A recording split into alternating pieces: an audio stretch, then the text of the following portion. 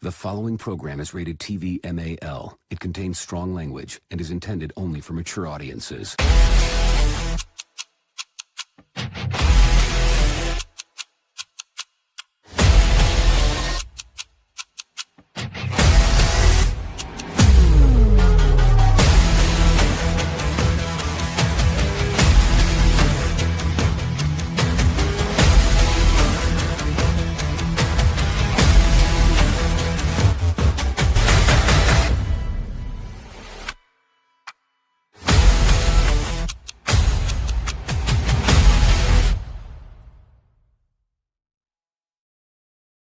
Hello out there and welcome to the Dark Roast of Nerdiness. Sorry for the view of me tonight. You don't get to see my ugly mug.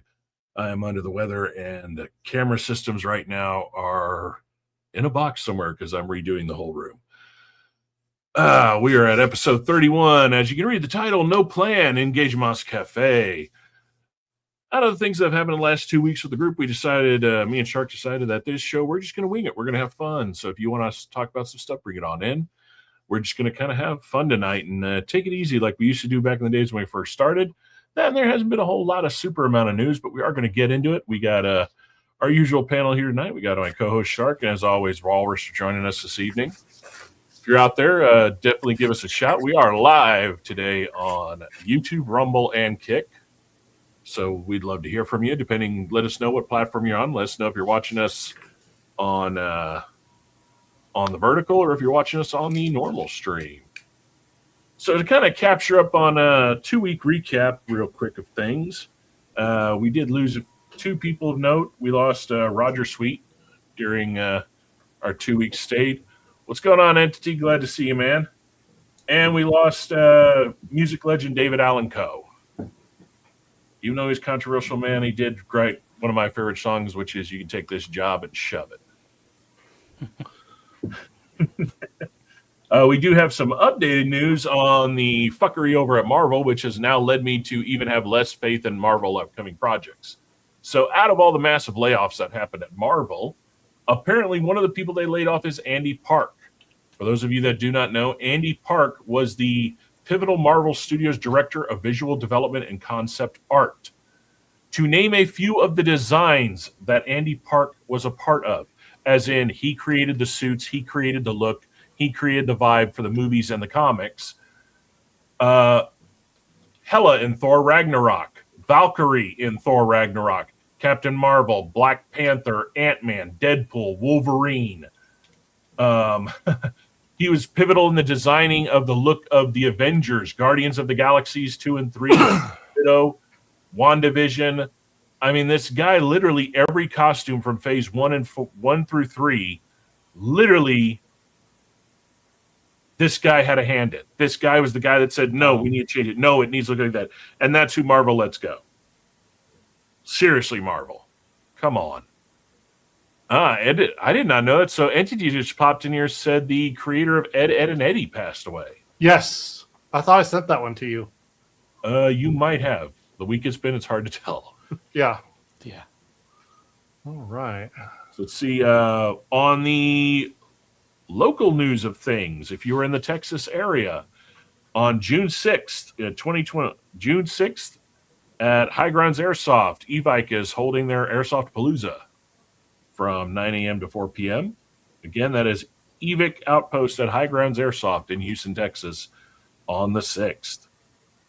On the Star Citizen front news, if I could find the picture I sent you guys. Where'd that go? Yes. June 13th and 14th in Austin will be World Bar Citizen. So you'll actually get to meet some of the developers and the creators from CIG, from the local office and some of the world offices.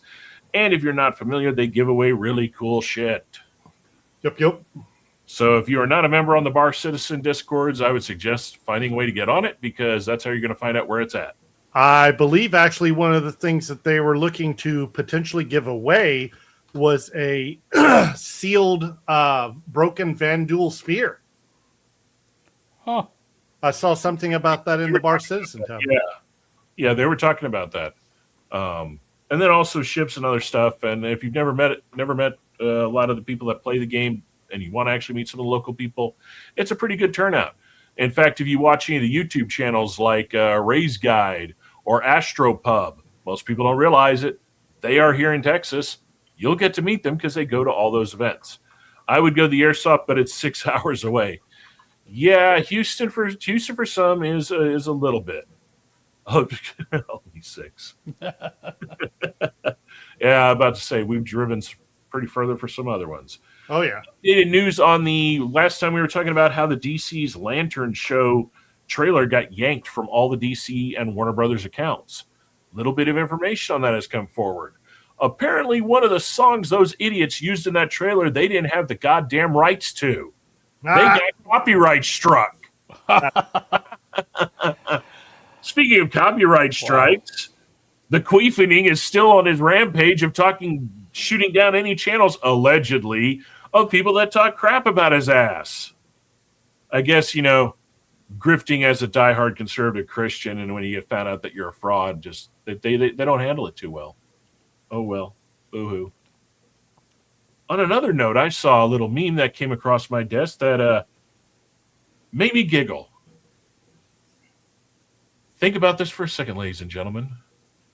A beef Wellington is just a corn dog from a different socioeconomic background.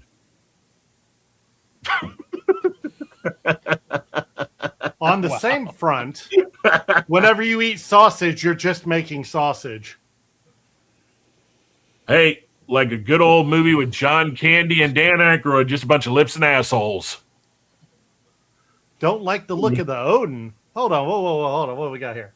Okay, I know there are some who like it. Just looks like they did a derpy space battleship Yamato. I don't know, man. I flew around the hologram, and there are parts of it I like, there are parts of it I don't like. But the other thing, like I was saying before the show to the guys here, we don't know what its weapon accompaniment. We don't know what its weapon accoutrement is going to be because the hologram makes it hard to see if what's sticking out are points or are those turrets sticking up. So I saw a different rendering. Let's see if I can pull it back up. I saw a different rendering. I think those were weapons. I think those were like it really That's what did I'm thinking. give me like a true battleship feel. Yeah. Now you got to remember, Entity, what they've showed right now is the concept phase. Things can change, like the final stages of the Kraken, they've changed things on it. The Javelin, they've changed a few things on it down the line. So they've been real good lately about hearing feedback. Like even on the Alpha Wolf, people were like, what's with the stupid fucking louver at the bottom? And then what did CIG do a week later in a patch? Hey, you can hit a button and fold that in if you don't like the look of it. Which is nice. I mean, we were just shooting it off, but, I guess folding it's a little bit better. So we did have, I want to say, a shout out to, where is his name here? Yes, we are so professional here. We have a new subscriber, Weed Whacker. Thank you for subscribing. And there was a comment that came through on one of our shorts that I directed to the person. So let me see if I can read this correctly. Deus or Sinus 889 asked, do you think Henry Cavill would be a good Harry Dresden? And I said I would leave that up to Shark, our Dresden expert, to contemplate on and give a response. So, Shark, that's your go. You've read all the books. You know more about the Dresden Files than any of us. Henry Cavill. I don't know. I think his stats. Okay, so with Dresden, yes, he's tall. They always talk about how tall he is, but he's kind of a rail. So I'm not quite sure that would really fit that well. If you look at the front of the wings on the Connie Tower, and yes, those were guns. Yeah, like I said, Entity, we'll see. I have a feeling they're going to change a few things up on it. This is the one I found. Okay, no, you're a little behind. There's a go to CIG site. They actually have a front, they have a forward, aft, top, and a down bottom view of it now. Oh, okay. I look at it this way. The only thing I have to go off on what Harry Dresden looks like is the ill-fated TV show they did. Okay, and that But is not him. now, what I'm thinking is the way you have described Dresden, the way you have described the books to me, I'm thinking, would Henry Cavill pull it off if he had the same look that he had in Ungentlemanly Warfare? No. The more grizzled look. No, he's too big. He's physically like too large. For Harry Dresden, you need someone who is about 6'7", and if they're pushing 200 pounds. So lanky. They've got to be lanky. Yes. So if you're talking about tall and lanky, you're like narrowing down the field to people like Adam Driver. Yes. Adam Driver or Benedict Cumberbatch. Yeah, Cumberbatch could possibly do it, but I think, I don't know, those names, they are... I'm not talking about style of acting. I just kind of overall build. Yeah, overall build, yeah. Adam Driver is more what you should be looking for.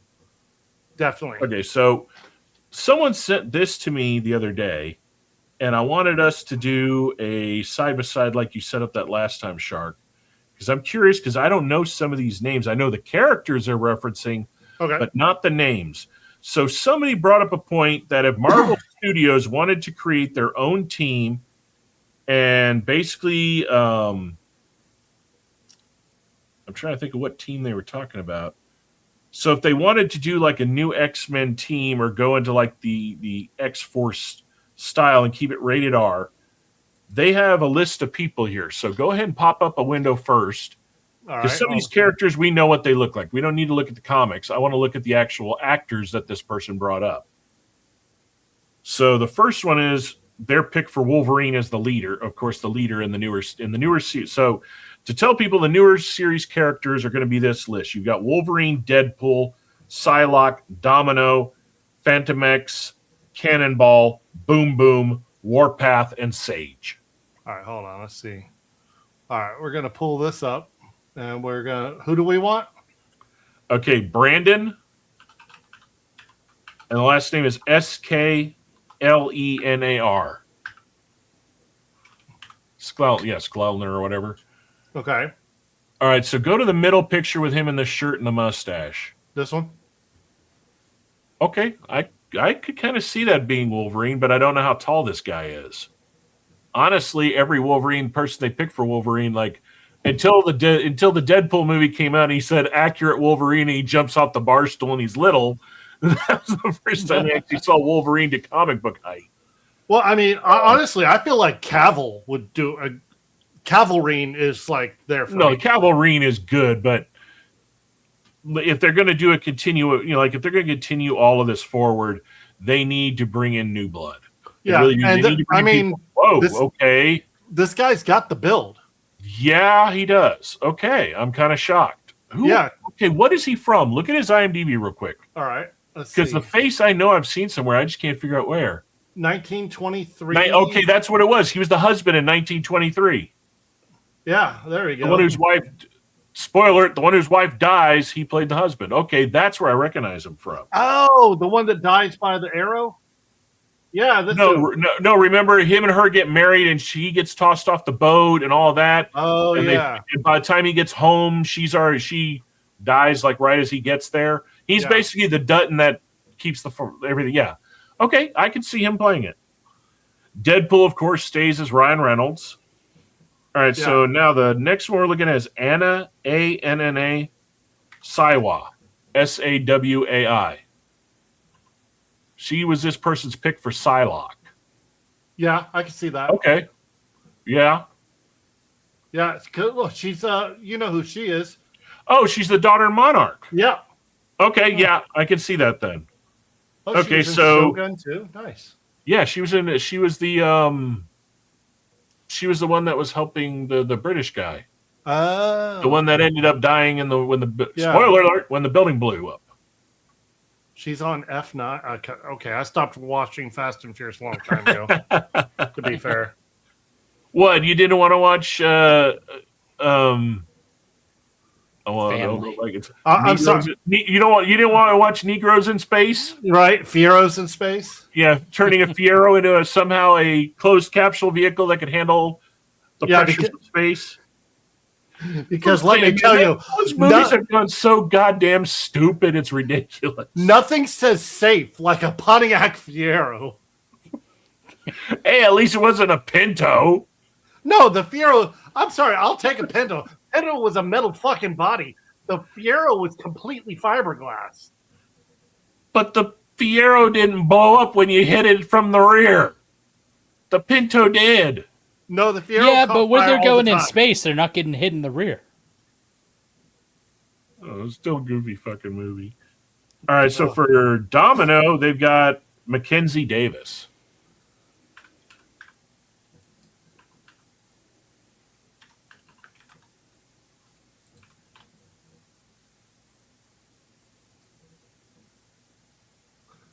Is this the right Mackenzie Davis?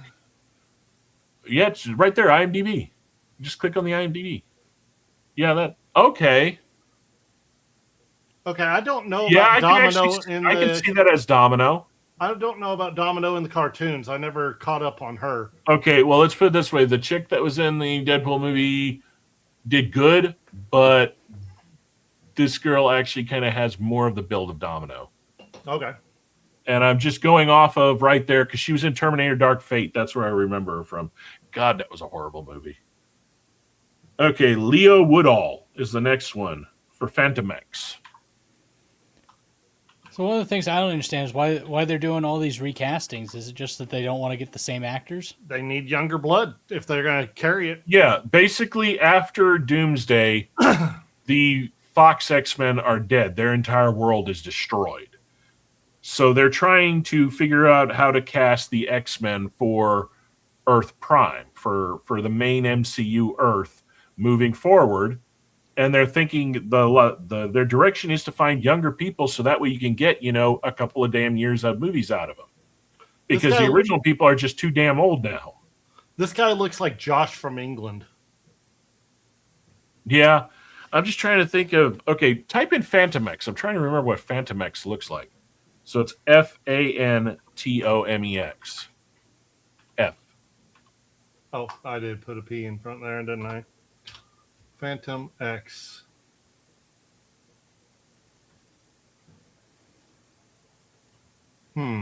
Okay, so yeah, if he's covered it most of the time, then you can't have anybody do it at that point. Yeah, because you're just showing eyes. Dark Fate was a bad movie. The only redeeming qualities it had was the Terminator design. Yeah.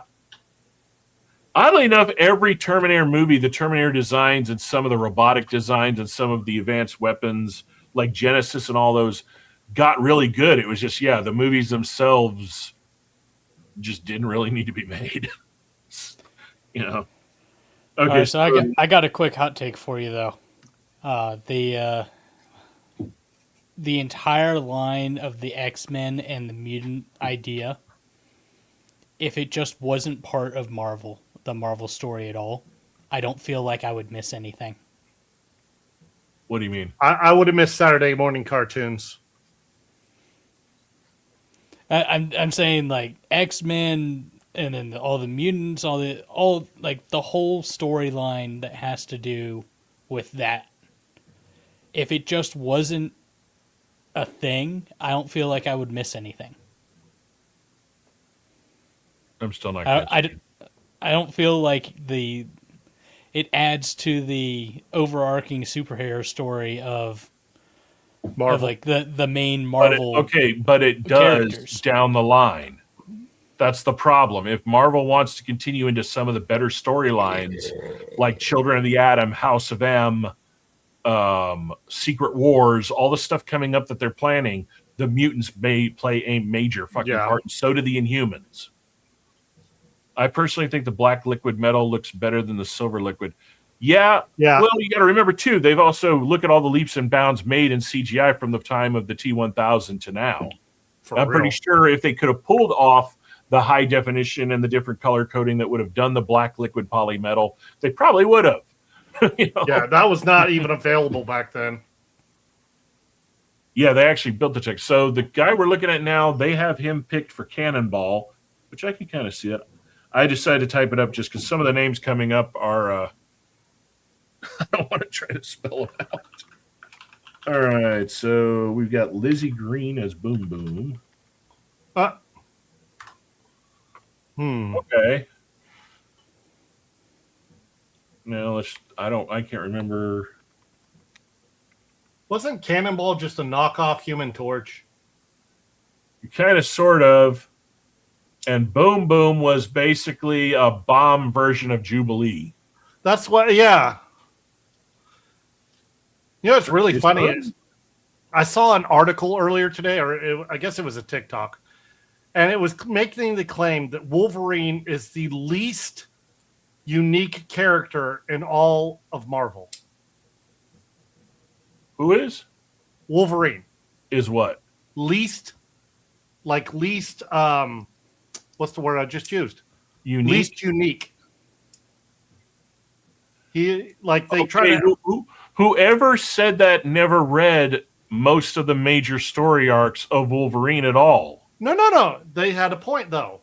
Because then you had... you had what's her name with the finger claws that was just like him. That's X-23. No. That's the daughter. That's the daughter.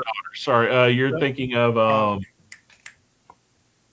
It's her fingertips, like her nails grow. I'm trying to remember. Hold on.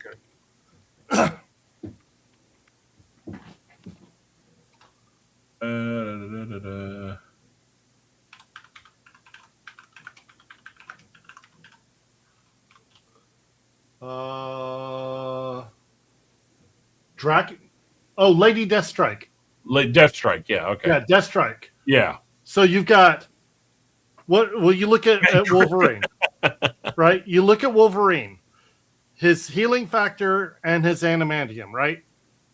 So then they've got Deathstrike, X-23, Weapon X, Weapon X Sabretooth. Wolverine, though. Yeah, well, yeah. Sabretooth was along the same lines, healing factor and claws. Like, he's not as unique as everybody puts him out to be. Wrong. So here's the wrongness in that. Okay. One, all of those didn't come until after him. Wolverine Correct. Was the first. Sabretooth does not have regenerative capabilities as much like his brother. No. In fact, living proof of that is how Wolverine ended Sabretooth was he popped a bone claw through his head and made him retarded. Because he did damage to his brain. So Sabretooth cannot heal at the level that Wolverine can. He was saying that about the last girl we looked at because she would make a perfect live action Griffin. Shut up, Meg. So Wolverine, they always just chalk it up to the main things: adamantium skeleton and the healing factor. But until the adamantium got yanked out of his body and he had the bone claws, that's when you got to see what his real powers were. Like, not only did his speed increase, his strength superly increase. Well, yeah, he wasn't way down. He could smell a person 10 miles away, hear a person miles away. He became so goddamn feral that they were trying to learn how to put the adamantium back into him because literally even the rest of the X-Men were getting terrified of him. Because he literally became the ultimate killing machine. Which was what they were trying to replicate with Weapon X. Yeah, Weapon X, they were trying to replicate his healing and also control him. Yeah. By basically mind-fucking him out of all his memories. Okay, so we got Defaro Woon Atai. This is the kid from Reservation Dogs. They have him down for Warpath. Okay. Which I think that's a good pick, actually. Yeah, a little cliche. I mean, honestly, the guy that was in Days of Futures Past, to me, looked perfect as Warpath. Like, he was the best pick that they ever had done for a live-action version of that character. Yeah, but you can tell they're trying to look at a younger line for this. Liza Gonzalez. Where do I know her from? I saw something recently with her. No, that's not that chick. Known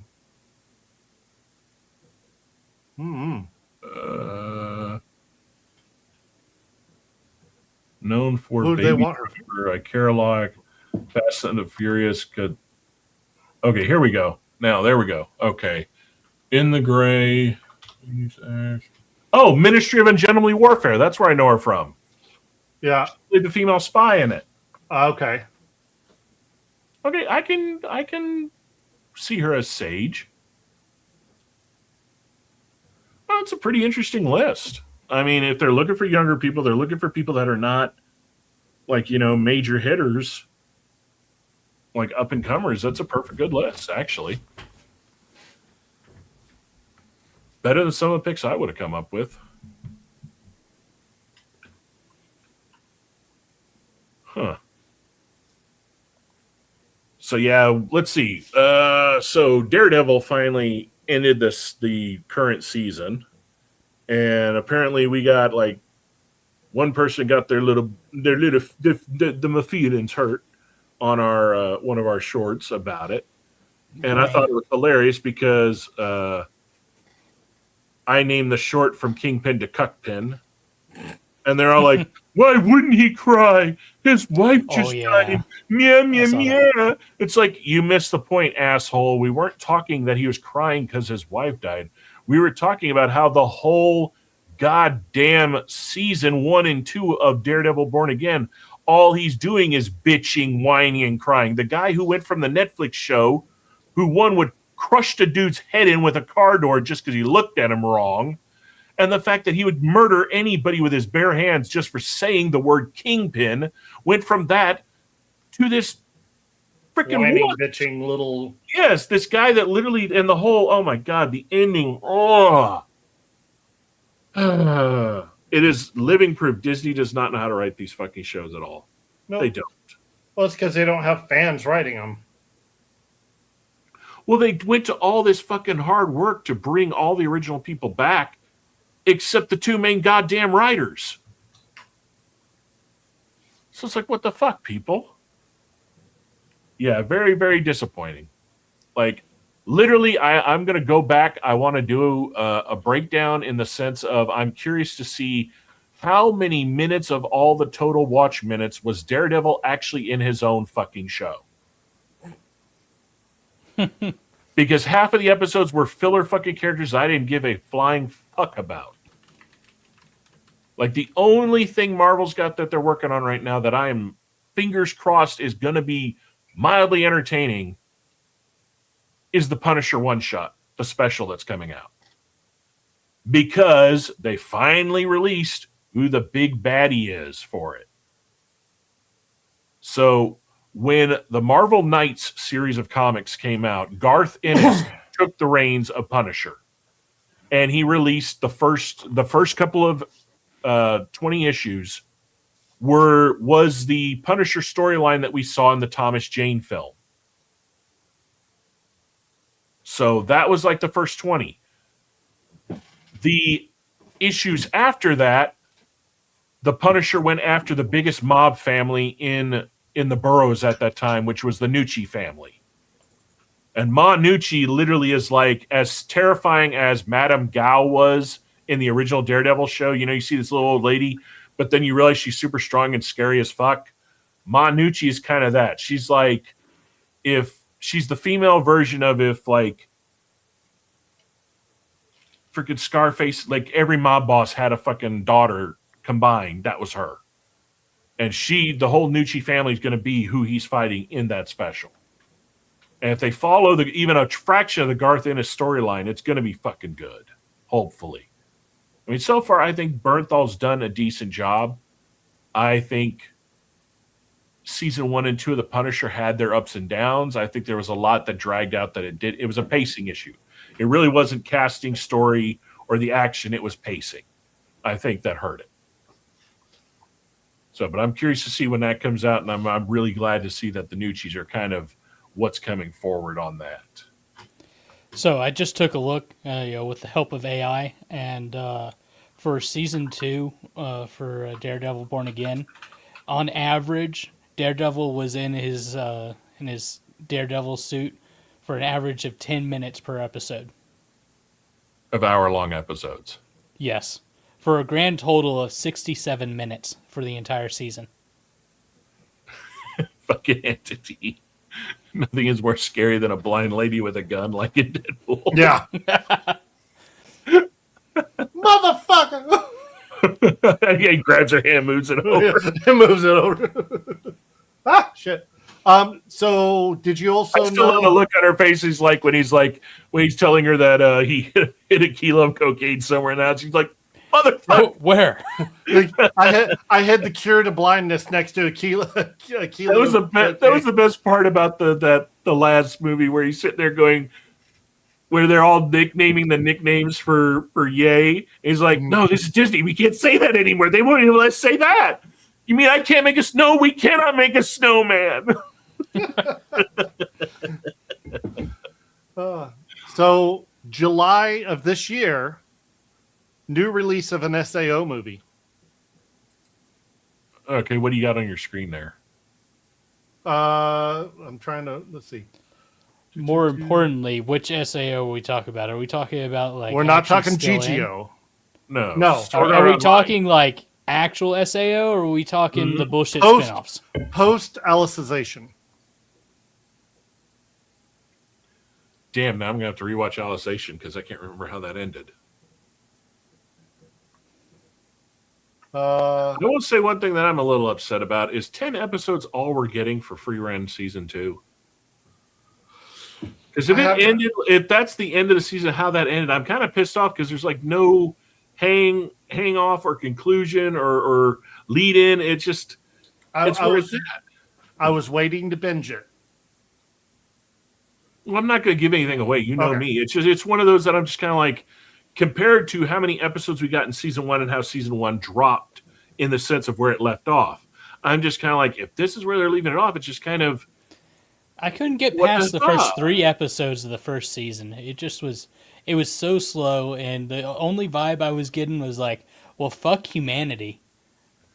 It starts that way, but it doesn't end that way. Yeah. Trust me. And Once to you be get- honest- it is a slow to the go, Yeah.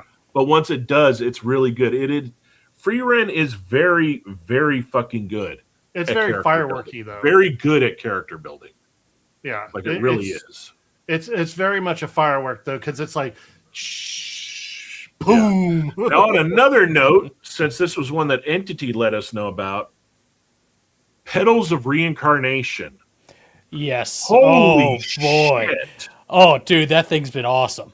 What? Dude, I did not, like, just the first episode, I did not expect how them to activate Yeah. their previous lives. They have to do what they have to do, because we can't say it here on YouTube. But holy hell.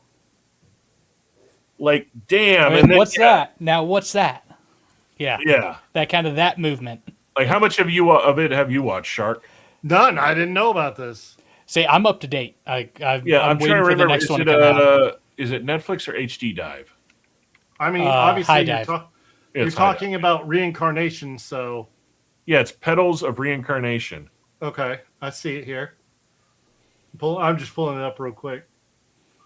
Crunchyroll. What Hey, the who's got fuck access just to the did I kick? Get rid of that last comment. I don't even know what it is. I think that is Kick itself. Let me. It's I think Kick that's how bounties? that's how they build up subs for new channels. okay. Yeah, because Kick Go Live Act just dropped. Go outside and touch grass. 5 streamers win 100 subs each. Bounties got kicked up. Yeah, it is Kick. It's who knows. Oh, okay. I don't know how Kick works, man. I on don't different- either. Clearly, I look at don't this know. way. I am only on Kick and Rumble solely for the fact that how draconian YouTube is. It's only a matter of time before it just drops off on us at one point or vanishes, and we at least I'm have looking right now. two other things. Yeah, I'm and looking it up Entity, right we now. can look them up. We just can't really talk about them or say them on here. Well, we could say the names of some of them, but we cannot.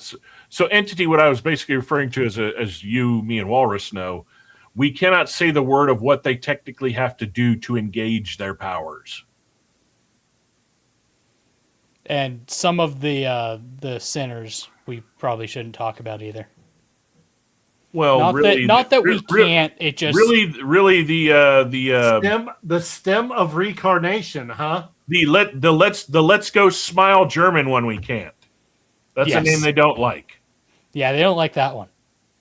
But Pol Pot and all the others, they don't tag that because, let's face it, 90% of Americans too fucking stupid to even know what that name is. Yeah. Because if they did, that they wouldn't be, where they are holding their little signs going, "We want Marxism." Yeah, worked real good for all the countries that tried to get dummies. dumbasses. Oh, are we talking about a doof? I wouldn't even go that far as saying that one. We just say the German man. That's why I said Well, technically, to be politically and historically correct, the Austrian asshole. Austrian. Yes. Yes. The asshole from Austria. That shows how stupid these fucking kids are in history. Man, the bad German dude. It's like he wasn't German assholes. He just run the damn country. That's it. Yeah, he took it over. That's why I love these people. I love these people when they get into comments and they're like, "Why do you pay so much attention to losers like Hassan Peckerwood and all these other people?" It's like, because all it takes is one asshole and a bunch of retards to listen to them. If you really want to like a little swing to that, hold on, I'm going to read it. I'm going to read it. The Austrian man was one man talking in bars who is a failed painter. Mm-hmm. Now amplify that to a Turkish douchewad who has 2 million people listening to him on a platform that gives him the entire fucking world to pay attention to. Oh, could you imagine if the Austrian had today's technology at that time? I don't want to. Yeah, that's a horrifying thought. That would make a weird anime. That said, Petals of Reincarnation is a great hilarious. anime. It is a very good anime. Okay, now it's got me wondering, okay, which I remember very distinctly Clarkson saying that. I'm just trying to remember which Top Gear special was it on. Right. I think wasn't there one where they did go into Vietnam and Laos and Singapore and that whole area? I think so, yeah. It was because remember they were on the mopeds and they bought the cheap shiny suits and then to play a dick joke to Derek May, they bought the big elaborate boat that he had to strap to the back of it. That's right. Didn't they also drive a junk around? Or not a junk? What's the? You mean a tuk-tuk? Yeah, tuk-tuk. Yeah, they drove a tuk-tuk. Yeah. I was thinking junk like the. Well, it is technically a junk. I mean, most of those things are like bastardized together from everything that was like half parts that were working and running. No, and oh god, I want to say. Entity, I don't even want to think about anyone, let alone any person, should have never had access to that damn chemical. Yeah. Man, I'm thinking it was like a 3-wheeled bike with tassels on the side. It was it's their version. It's the South Asians' version of a tuk-tuk. Yeah, exactly. They called it junk. I remember that from. Yeah, that one. Yeah, the one that's right here, the top middle. Yeah, these. Yeah, because they had to pimp theirs out. Yeah, that's right. Hey, if you think about it, in that area of the world, it's the perfect thing to have because as much as it rains, you want to have cover over it. Shit, at this time with gas prices, I want one for around here. Jesus, no kidding. I'm actually driving the speed limit all the time just to save fuel. Yeah, like what I saw. Yeah, we like already know. We already know Mr. Electric down there staying quiet.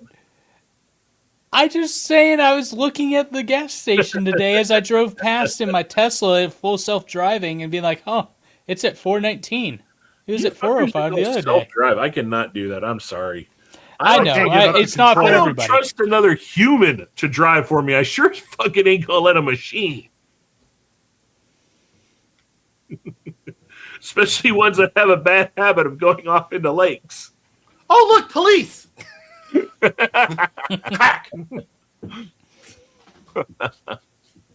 I will hand electrics only one advantage. If you're doing a courier type job, it is less maintenance.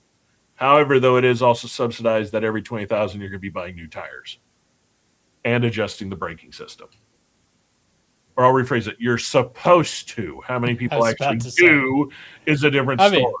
Well, I just replaced my tires not too terribly long ago, but yeah. All right, other Entity, than that, I have to haven't done know, anything. what fucking truck gets 43 miles to the gallon? Yeah. And is that 43 miles of gallon of actual petrol, or is that 43 miles of gallons of sweat, tears, and hope? Yeah, because I want to know this too. Because I know I ain't getting nothing Wait, like wait a that. minute. Man's over here finding perpetual energy. What was the Right. gas mileage on those Mavericks you were looking at a while back? Because those one The of those Mavericks, models has they weren't- a four banger, No. right? Yeah, it's 4-banger hybrid, but it wasn't getting that kind of mileage. No. Okay, what about the Honda Ridgeline? Hell no. Still not even Probably that. what, like 23, 24 on that Yeah. one? That's got a V6, right? Yeah. That's got the whatever is the Um, new version of the JK motor. Entity, let us know what you're driving. I'm curious to see what's getting that many miles a gallon. Did I'm lucky right now if I'm hitting like 15. That said, I will accept and read all of your comments about the fact that I drive a Tesla. I understand the territory that comes with having one. So, let me hear it. Here it is. Hold on. All right, you're gonna have to share whatever you don't have it up. Well, hold on. I was gonna, for whatever reason, something he said triggered this that I saw the other day. Well, here. Let's see. Let's see if it plays the sound.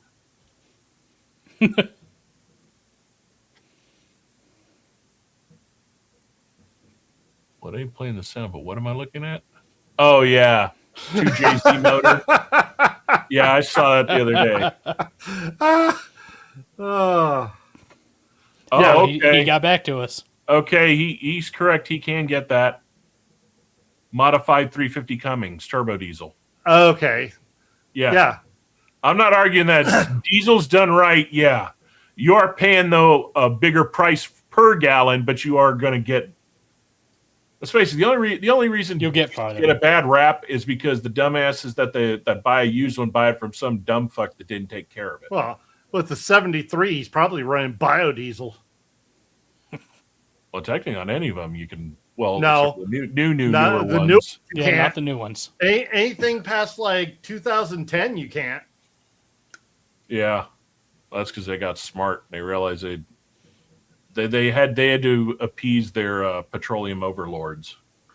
Shit. At this point, I'm like, we've already had the discussion about how much I am just dreading the ideas of any kind of vehicle that is anything close to new. You know, if I can't change my own brakes or my own battery, I'm not buying it. Yeah, that's why. Honestly, I am. I'm never going to get rid of my G37. I'm I not mean, getting that rid of thing's my also car. running drives- right. A car drives everything the way I want it to, and all the improvements I'm going to do to it is just going to make it better. And the fact that the VQ motor, if you take care of it, other than the gallery gasket, which is just once you replace it, you're not going to have to fuck with it again. And it's only like the 08 to 2010s that had that issue. That's the only main issue. Like I'm in several of the Infinity, the G group forum groups, and there are guys on there that have like 200,000-300,000 miles, and they're still daily driving theirs. Like the biggest issue they may have encountered was they had to replace a solenoid or a valve body in the auto transmission. That's it. Just because Nissan valve bodies have never been that fucking great ever, no matter what Nissan you have. The truck may be old, but it's reliable. It's been in the family for 40 years. It's nicknamed the GOAT. Nice, man. I mean, dude, yeah, you don't get rid of nowadays. If you have something that is solid and it's good and running and you can work on it yourself, you don't get rid of it. Yep. You really don't. That is why new car lots are sitting there with cars just rotting away, because the majority of people nowadays are not buying new. Not anymore. No, especially not since they're doing freaking subscriptions to be able to do anything with your car. Walrus. Hey, it comes with the territory. Oh, wow. Okay, so I'm kind of scrolling through on the side some trailers and stuff for us to watch down the line, since we had no plan today, and just found a trailer I didn't even know about. So there is a movie coming out soon called Tony. Okay. It is a biopic on Anthony Bourdain.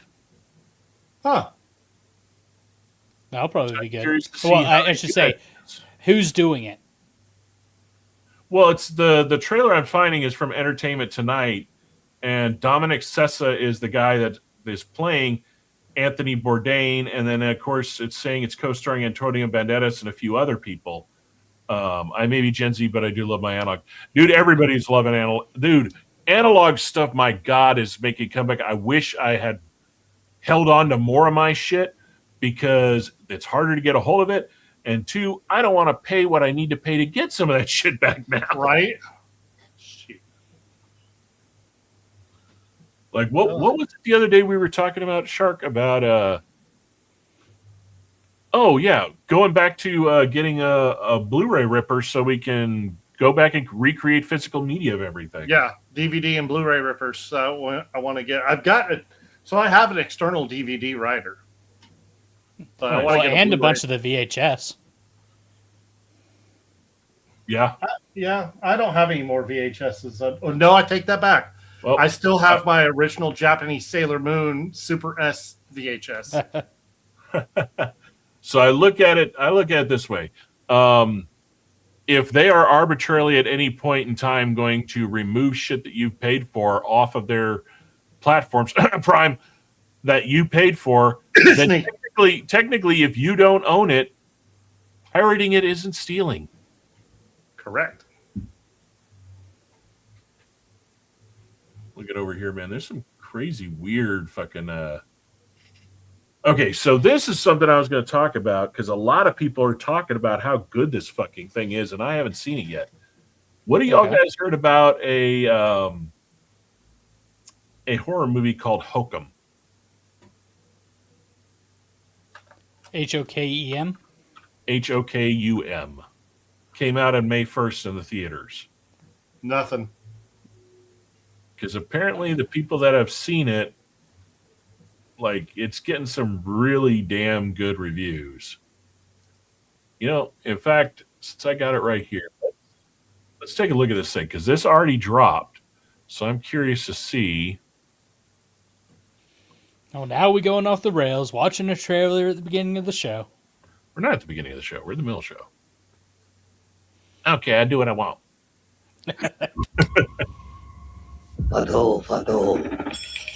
Long ago,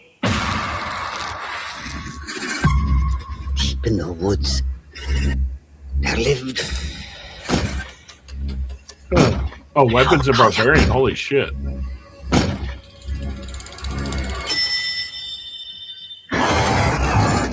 a witch. One of the members of staff is missing. What do they think happened to her? Go home. Well, you still look like your passport picture. I just realized who it is. That's the guy from Severance. Yeah, lead actor, and this is the one from Severance. God damn, he's lost a lot of weight in this role. Demons do exist. It's just people with closed minds. Can't see him.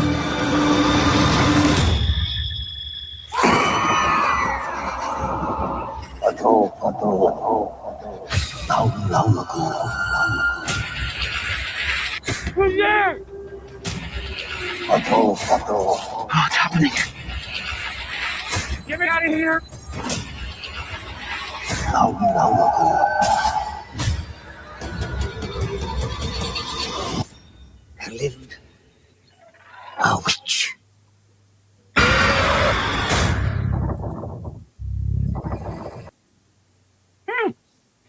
I don't know. Looks pretty interesting.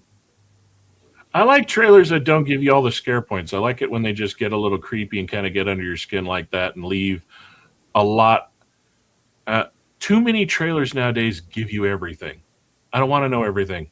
Give me enough to want to know more, want to see more. Instead, they give you the fucking highlight reel, the best, and then you go see the film and you realize you just already watched the rest before you went to see it. And then it's just, well, screw this shit.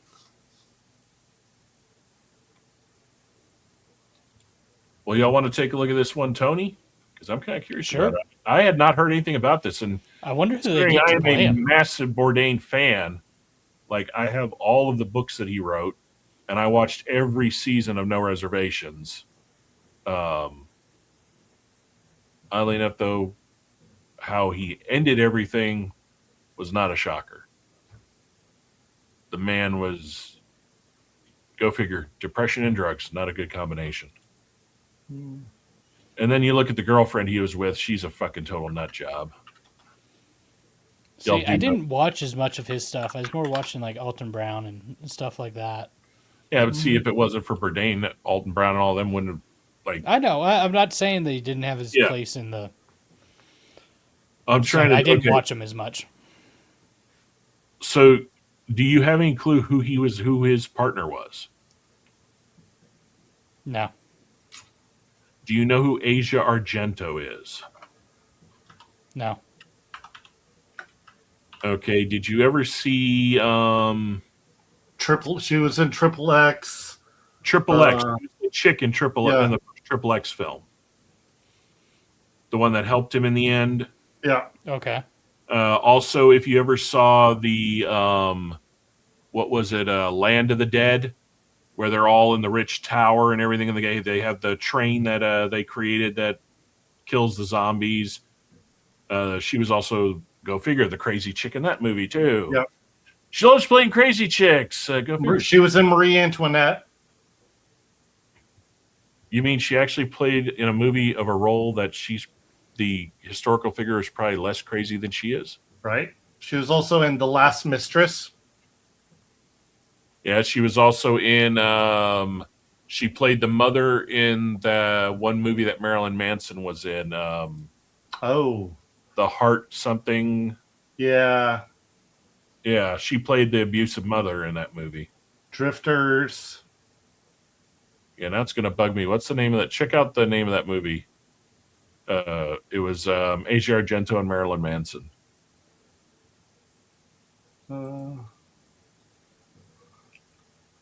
Anyway, here is Tony. Okay, so I'm just going to walk you through the basic vision. It's a coming-of-age story. Excuse me, I need to speak with you. Didn't you punch a hole in the principal's door? You know, a lot's changed since high school. I'm a writer now. The truth is, I'm about to get this huge writing fellowship. Hello? Mr. Bourdain, the committee has decided to go with another student for the fellowship.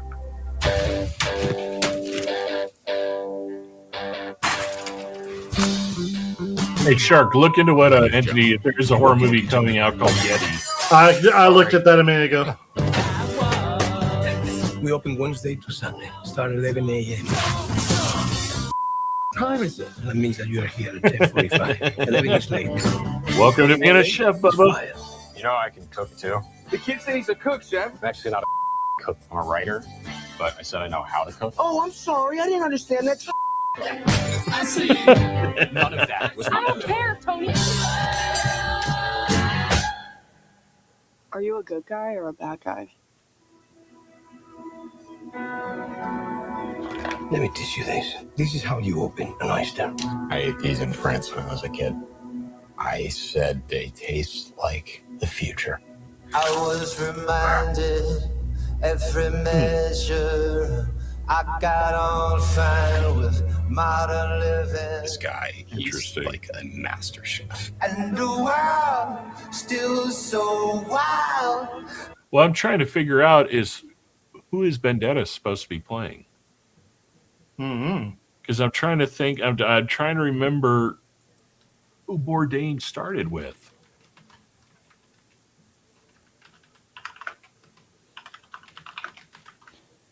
Howard Mitchum. Renzo. Renzo? Renzo.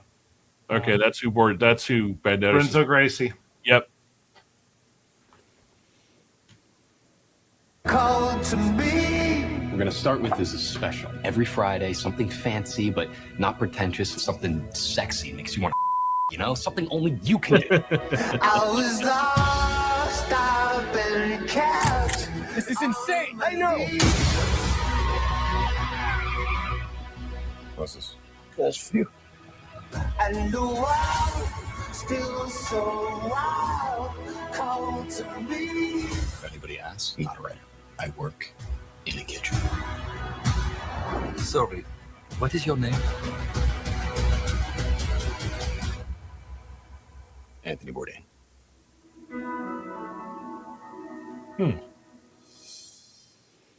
Oh, So definitely it's got actually hopes coming for to it. theaters. Huh. Yeah.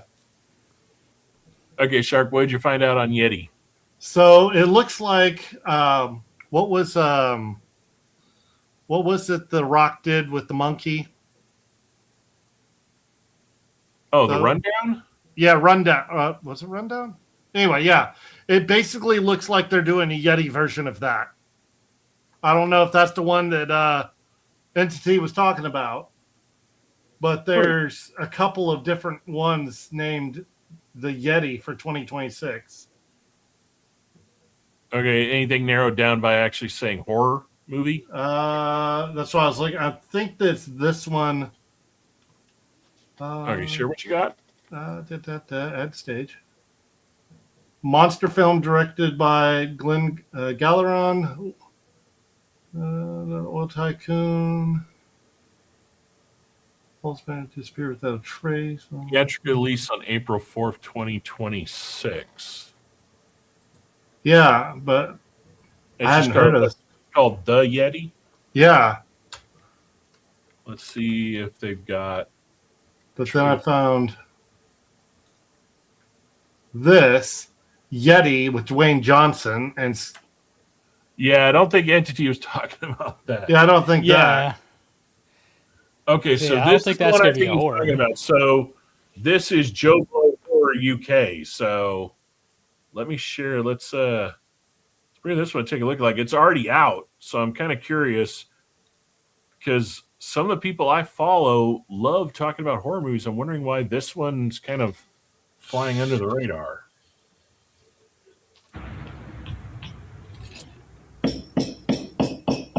Sorry. Did I wake you? This just in. Is that who I think it was? We're officially declaring them missing. He's putting together a rescue team. Wait. Hold on. He's putting together a rescue team. Is that Giovanni Ribisi in the center?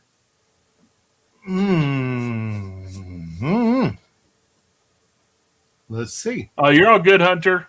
We'll catch you next time, man. Hunter said he was coming home from the range. And Entity is saying that, yes, it is this one. Okay. Watchdog, Dr. Radio Demolition. He wants you to lead his search. Save his daddy and yours too.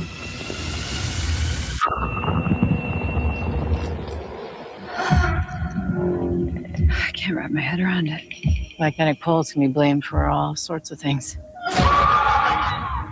Monsters, myths, signs from the gods. Both had no choice but to leave us. Nobody knows where we are. We're fixing to die out here. We stay any longer. That's enough. Huh.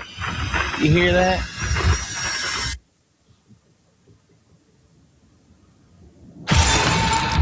This beast been around since before the birth of Christ. 20,000 years of primal evolution.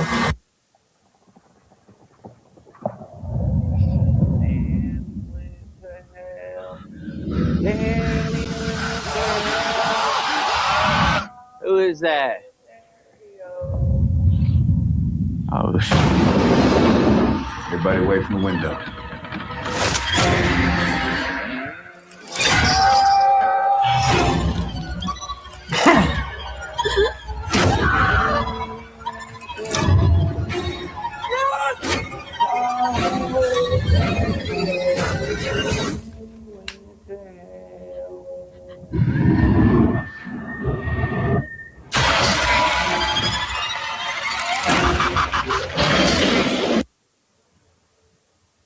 Let's see here.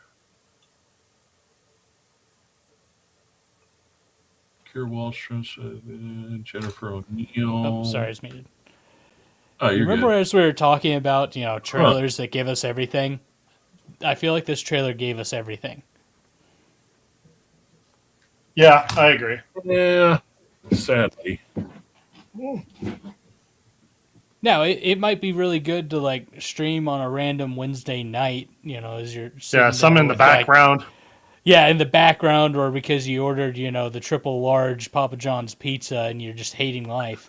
Then yeah, sure, you might go and watch this, but otherwise, it's gonna be a hard pass for me, dog.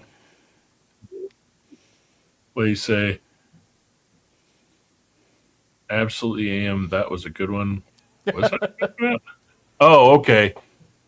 Okay, talking about something else. Reincarnated as the Skeleton Knight Season 2. Okay, yes, I that's going to be good. Before it. Yes. So. Oh, wait. Season 2 is coming out on that? Yeah, next season. Yeah. Nice. Yeah, next anime season is coming out. I liked that. That was actually a really good one. That was the one that, 30 seconds in, he saves... from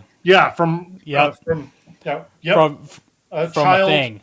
From a horrible thing. Disaster. Yeah. You gotta love how we gotta do all this BS. Yeah. For a moment, you thought that, oh shit, this is gonna be Goblin Slayer just right off the bat, and then you're like, oh nope. No, those are humans. No goblins here. Oh Jesus, they're making another fucker movie. Why? You know why? Because in a D&D campaign, if you don't have a side character named Richard Goblin, then you just don't have any good characters. Yeah, but this one literally is supposed to be we're getting the Uber girl boss bullshit. Oh boy. So Richard Goblin.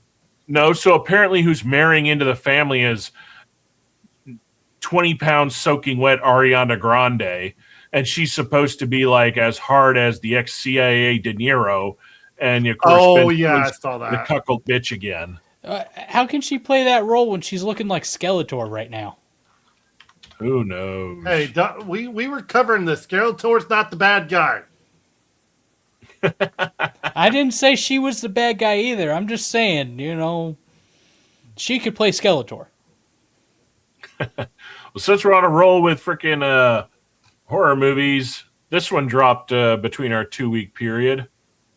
In fact, we got 2 of them actually that dropped. We got this one. I don't know about. They just cannot seem to get Resident Evil right, in my opinion. Like they just try too hard.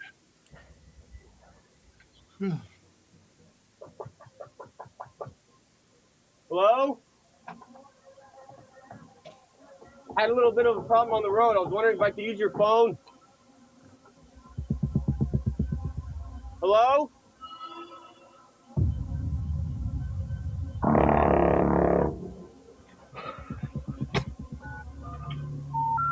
Yes, we're sorry.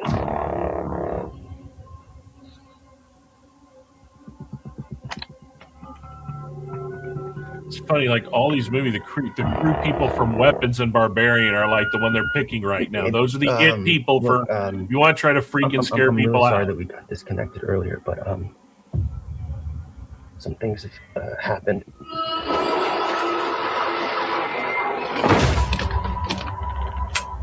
I'm in like a seriously fucked up situation right now. Okay, is it me? But right now we're already like what? This far into this trailer, and every bit of dialogue they've gotten from this guy, or we've heard him say, he is literally saying it in the tone of someone who gets stoned every night and lives on the beach. Bruh, for real. Yeah.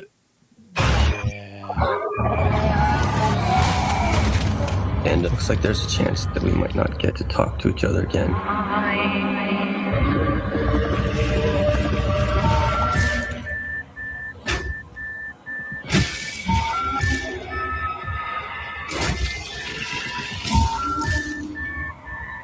I just wanted you to know.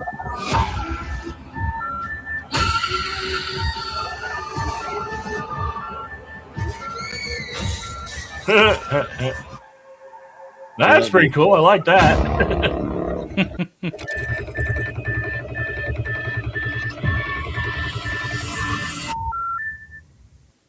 Now we just need to add in some drum and bass, and we're good to go, right?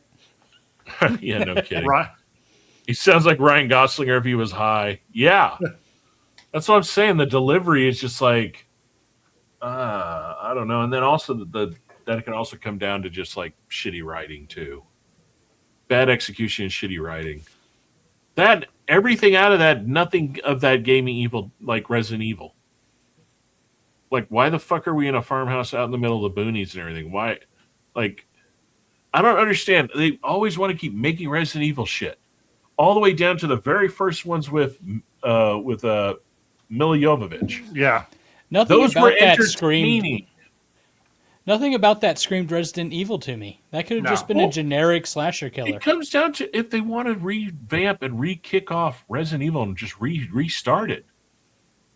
Why not just do a movie around the first goddamn game? The STARS unit crash landing in a field, checking out a house with a weird signal. They don't even know that the whole goddamn city is falling.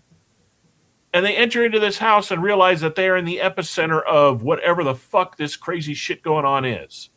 Because that would be simple. So I don't understand these fucking idiots that make these movies. It's like they look at it's like, we're going to make a movie about the biggest selling comic book ever made. Or are we going to do any of the stories in the comics? Fuck that shit. We're going to write our own. And then they wonder why it sucks and fails. And the fans are like, fuck you. It's like, we're not hard. And then they always attack the fans. They're so fucking, they're toxic and then you can't appease them. It's like, we're not hard to appease, you stupid tards. Yeah, just do it right the first time. Well, not even, you don't even have to say that. Like, that's their argument. It's simple to this. We don't want anything different from what we played or what we read. We want what we played or what we read to be put onto the live action screen. That's it. You don't need to change a single bit of dialogue. That's it. And people would be happy. In fact, the only thing they would nitpick, did the costumes look good? And did you cast the right people for it? Which you can fix in the next film by, oh, they didn't like that bitch? Hire another one. You know? They don't fucking do it. They keep writing off script, or they try to combine 90 fucking issues into one goddamn movie and wonder why it's convoluted and makes no sense. It's like, seriously. And for a change, can you leave your freaking agendas at the door? For real. Just make the movie. I don't care anymore if they throw the agendas, if they're done right. Like, there are a lot of fucking certain political, certain social things going on now that some of those characters matched. Like, honestly, if you wanted to say go with the they-them storyline, you got it in the X-Men. It's called Morph. I mean, there are characters that are actually decent characters that are, in a sense, in that scope. But again, it comes down to a bunch of people that don't have any appreciation or actual love for what they've been hired to work on. And as we all see in the worlds that we live in the different fields that we work in, the new mainstay in every industry is failing upwards. And that's why everything sucks. Because the good people didn't get promoted up to making the better decisions. The idiot that failed up did. Or the goddamn Nepo child. Which Hollywood has a massive, massive fucking Nepo problem. Which is why all these stars look alike now. I was watching a YouTube documentary the other day about Nepo babies in general, but in the music industry. And it staged them by different levels, like the born into it, the industry plant, the total fake fabrication, like, the different levels of Nepo and industry plants. And some of the ones they mentioned, and actually he went into their backstories, I didn't even realize. Like, yeah, what were some of the top ones? Oh, Billie Eilish. Billie Eilish did not grow up poor. Billie Eilish did not grow up in a small fucking house. Her parents were loaded. The recording studio was built in their living room because her brother Phineas was already a accredited music producer for other people. Huh. Her parents were in the music and Hollywood machine already. They were high up positions. Her whole backstory is not a fabrication, but a omittedly edited story. Now, bear in mind, her brother and her are still talented. I'm not knocking the talent. But her whole climb out of obscurity is a fabrication. Which would explain why she's living in a big-ass house in LA and is a total fucking twat now. Because she was Nepo. All the Nepos are asshats to deal with. Because they've never had to earn anything. Not really. But yeah, she was one of the biggest ones. Doja is an industry plant. Like, her whole backstory is fabricated. I'll send you all the links in the Discord for the docu-series, because I don't remember all the ones. I mean, I feel like that could be like a whole show on its own that we talk about. Possibly. Oh, if we're going to go on that, we might as well do a dual subject. Go under the stories of Nepo babies and how many of these Nepo babies are now influencers. Yeah. The one goddamn job that should not fucking exist at all. But what's worse, the wannabe herder influencer or the meh sheep that follow them? Makes you think, don't it? All right, we got two more trailers to kind of bust through. The last one is one more horror one, which I am kind of curious to see this one because the last one was actually a lot better than I thought it was going to be. And that is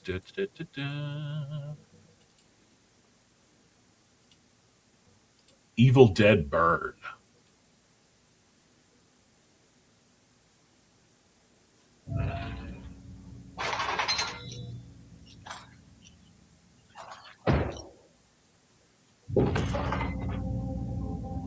Alice?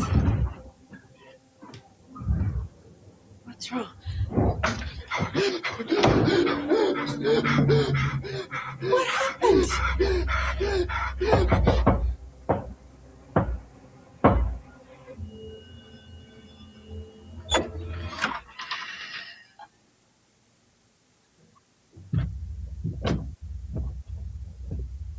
All I want from an Evil Dead movie is for one of them to jump out and say, "I'll swallow your soul." Just give me that from the original. And straight from the get-go, too. Yeah.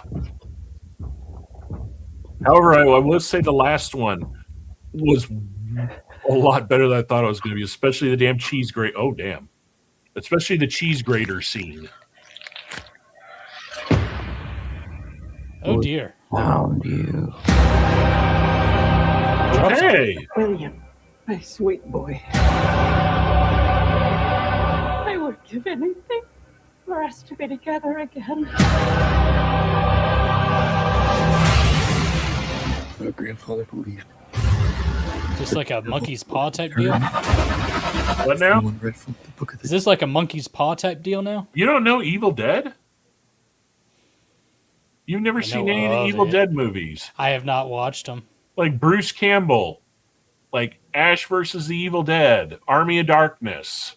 No. Any of that? Oh wow, yeah. I'm not. Okay, I'm not into that. So the whole take on Evil Dead is there's a Kandarian book called the Necronomicon Ex Mortis, the Book of the Dead. And if any passage from it is read, it basically opens up for demonic forces to basically invade our realm. And in the last movie, somebody stupidly played a recording that had some of it in it, not knowing what it was. And this is kind of like they're building a whole mythos around it. And speaking of sheep, I'm hearing good things about the movie Sheep Detective. Oh, yeah, I've seen the things. Yeah, I've seen that one. So, okay. Walrus, your homework between the next two shows is watch Evil Dead 1 and then watch Evil Dead Army of Darkness. And if you're familiar with Bruce Campbell at all, those are the roles that made him. Those are the roles that made him a cult personality. Also, not to mention, Evil Dead, the very first film, was a school project that basically was the graduating project for Sam Raimi. That was his first thing he ever directed, him and his brother. So that's kind of the launching point for Sam Raimi's career. Which, hands down, I still think Sam Raimi gave us the two best original Spider-Man films with Tobey Maguire. The first two were solid. It's everyone after that that kind of... that's another thing I will rant on very quickly. Why the fuck, Hollywood, do you think every fucking superhero movie needs like 9,000 fucking villains? Or remakes. Well, I mean, think about it. They even did that with Batman. The first Batman, you had the Joker. The second one, now you got Catwoman and Penguin. And then every movie after that, there had to be two goddamn... Batman only seldomly fought more than one member of the Rogues Gallery. In fact, most of those villains are badass on their own. You don't need two of them to share the screen. Each one is good enough if done right. Case in point, the new version of the Batman with the incel version of the Riddler was good. Good. Cool down.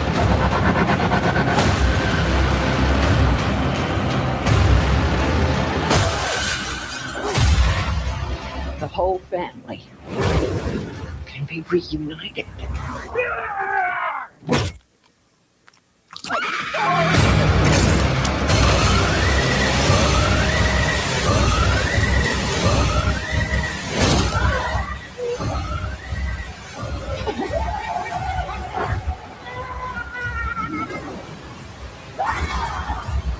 Damn.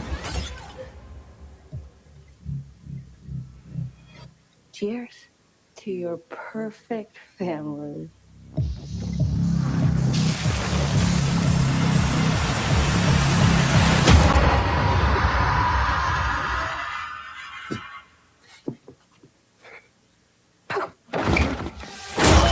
Oh, shit.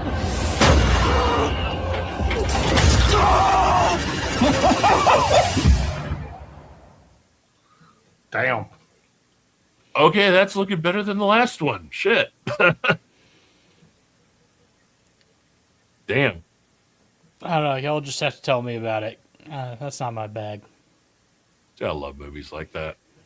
I have only seen... There's only been 2 horror movies in the history of all the horror movies I've watched that got to me.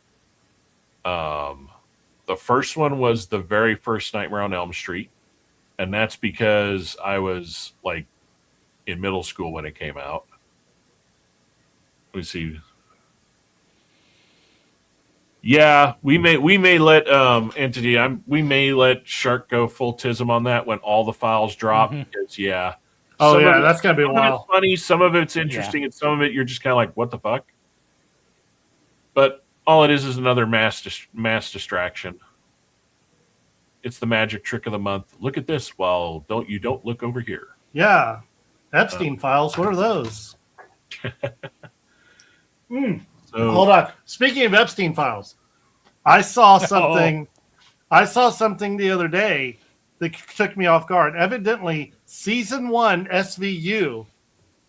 Season 1 SVU. Yeah. There's a picture of one of the detectives' desks. And there's a big binder over there that just says Epstein. Yep. I was like, what?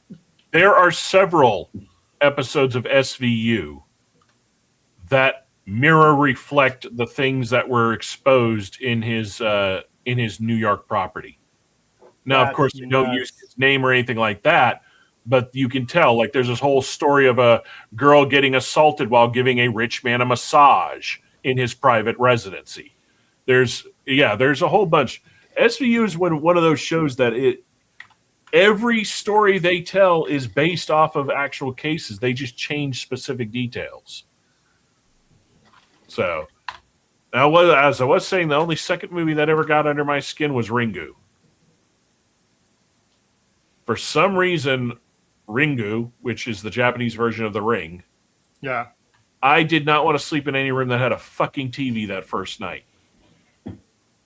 Now, when I watched the American version, I was like, this didn't do shit for me, except for the fact that the little girl did do a damn good job and she was creepy as fuck. But the Japanese one really took that whole mirror into another world through the television. That's the one thing Japanese horror is masterful at, is getting under your fucking skin. I mean, one of the most twisted Japanese horror movies, like we've talked about it before, that I ever saw was the one about hair extensions called Extensions. Yeah, I remember you talking about that. Yeah, they're masterful at taking either their horror comes from most of the time two directions. It is either spiritual horror of stuff like Tongu and their demons and their belief in spirits, which is what Jinru is about, or it's about taking something that you would never think because it's a mundane object or a mundane situation and twisting it into something that you're like disturbed that you watch, and at the same time you're like, the motherfucker that thought of turning this into that is really fucked in the head. Yeah. Because this is just not anything you'd ever think of being spun in that direction. That's one thing I love about their stuff that they're doing. Did your print die on you? Turned into a spaghetti monster. Yeah, stopping a spaghetti monster. See, called it. Yeah, I will say that is the one thing I do love about mine is it doesn't allow, both of my machines don't allow that, but at the same time, oddly enough, the bamboo goes a little overboard sometimes. I've had it shoot me a warning. Go check the machine for this, and I go up to the machine. I'm like, suspected this is the camera, you stupid piece of shit. Start printing again. Yeah, the Creality one is starting to do that too. I've just had to turn off the AI detection and just let it run. Yeah, the biggest one that the bamboo goes through is anytime there's a snag when it reloading a spool from the AMS system. Like when the AMS system works perfectly, it's amazing. But once you get like a spool that has a little bit of resistance of trying to get the filament to move through, it goes all stupid. But at the same time, I will hand it some credit. The stupid is solely so it doesn't burn the goddamn motor out. But it is annoying.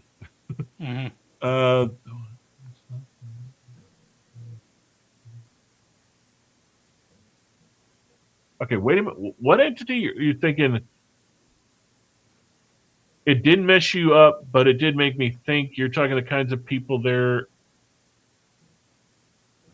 Okay, so you're referring to like one that kind of messed you up was the found footage from the actual fallout at Chernobyl? Like, are you talking about the found footage of the fallout itself or the aftermath of the fallout?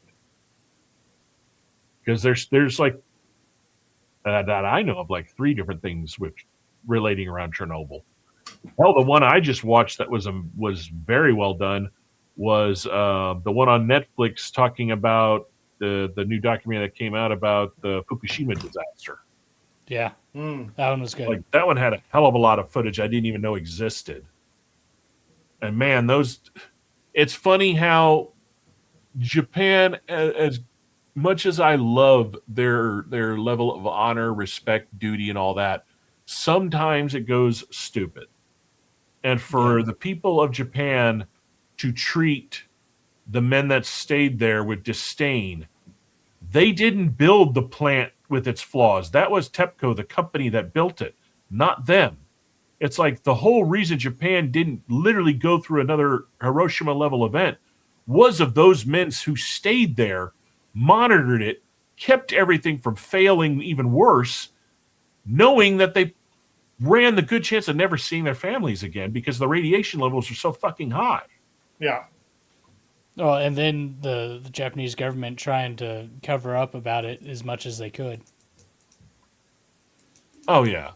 Well, that's their whole save face. Yeah, I will say the documentary did bring up the point because the one guy who was one of the head technicians, he brings up the point. He goes how they were treated afterwards, and then a British reporter who was reporting on the whole situation the whole time in the documentary brings up how the American news and the European news were hailing them as heroes because they were, but their own country was literally just treating them like trash. Yeah. Yeah. Well, it's because, again, that's where the Japanese code of ethics and honor sometimes does not work properly, which is, since they were employees of the company responsible for the structure and the maintenance and the upkeep and the running of said facility, when the company lost face, they lost face. Yeah. And that's the downside. That's also why a lot of people, why the delete of oneself option in Japan is accepted, because it is rather you take that dishonorment on yourself than again let it fall on your family. Something that I think their culture really needs to adapt to modern times and change to. And the other thing is they need to get rid of this whole work yourself to death mentality, because it isn't working for them anymore. I mean, literally their population is in such a level of decline, it's scary. Which, sadly enough, we're not too far apart from it either. Considering it blows my mind that how to put this lightly. Talking to family members, kids, and people that are of the high school to middle school age bracket and the ones going into college, it blows my mind how different my group growing up was versus theirs, in the sense that we were always wondering about the future of, do I want to have a family? When should I have a family? Oh man, I want this many kids. I would love to have this many kids. They don't talk. Most of the ones I know don't talk about that. In fact, it's a very weird thing to hear the fact that, I'll just say it. Me and my friends, our entire weekend was getting fucked up and finding nookie. Mm-hmm. More nookie, the better. These kids don't even give a shit about the nookie. Yeah. And that's exactly what happened to Japan 15 years ago, and they're now reaping the whirlwind from it. So we're already on the precipice of where they are. But bear in mind, considering a lot of the kids I know that are of those ages are fucking dumber than dog shit, maybe that's a blessing too. So some of the genetic pools are already, filled with enough urine to sustain 10 generations. Okay, so what did Eddie put here? I didn't mess up. It didn't mess me up. It was a horror movie about crazy people. Oh, living in Chernobyl. It was like a 30 days a night movie. Like 30 days. Okay.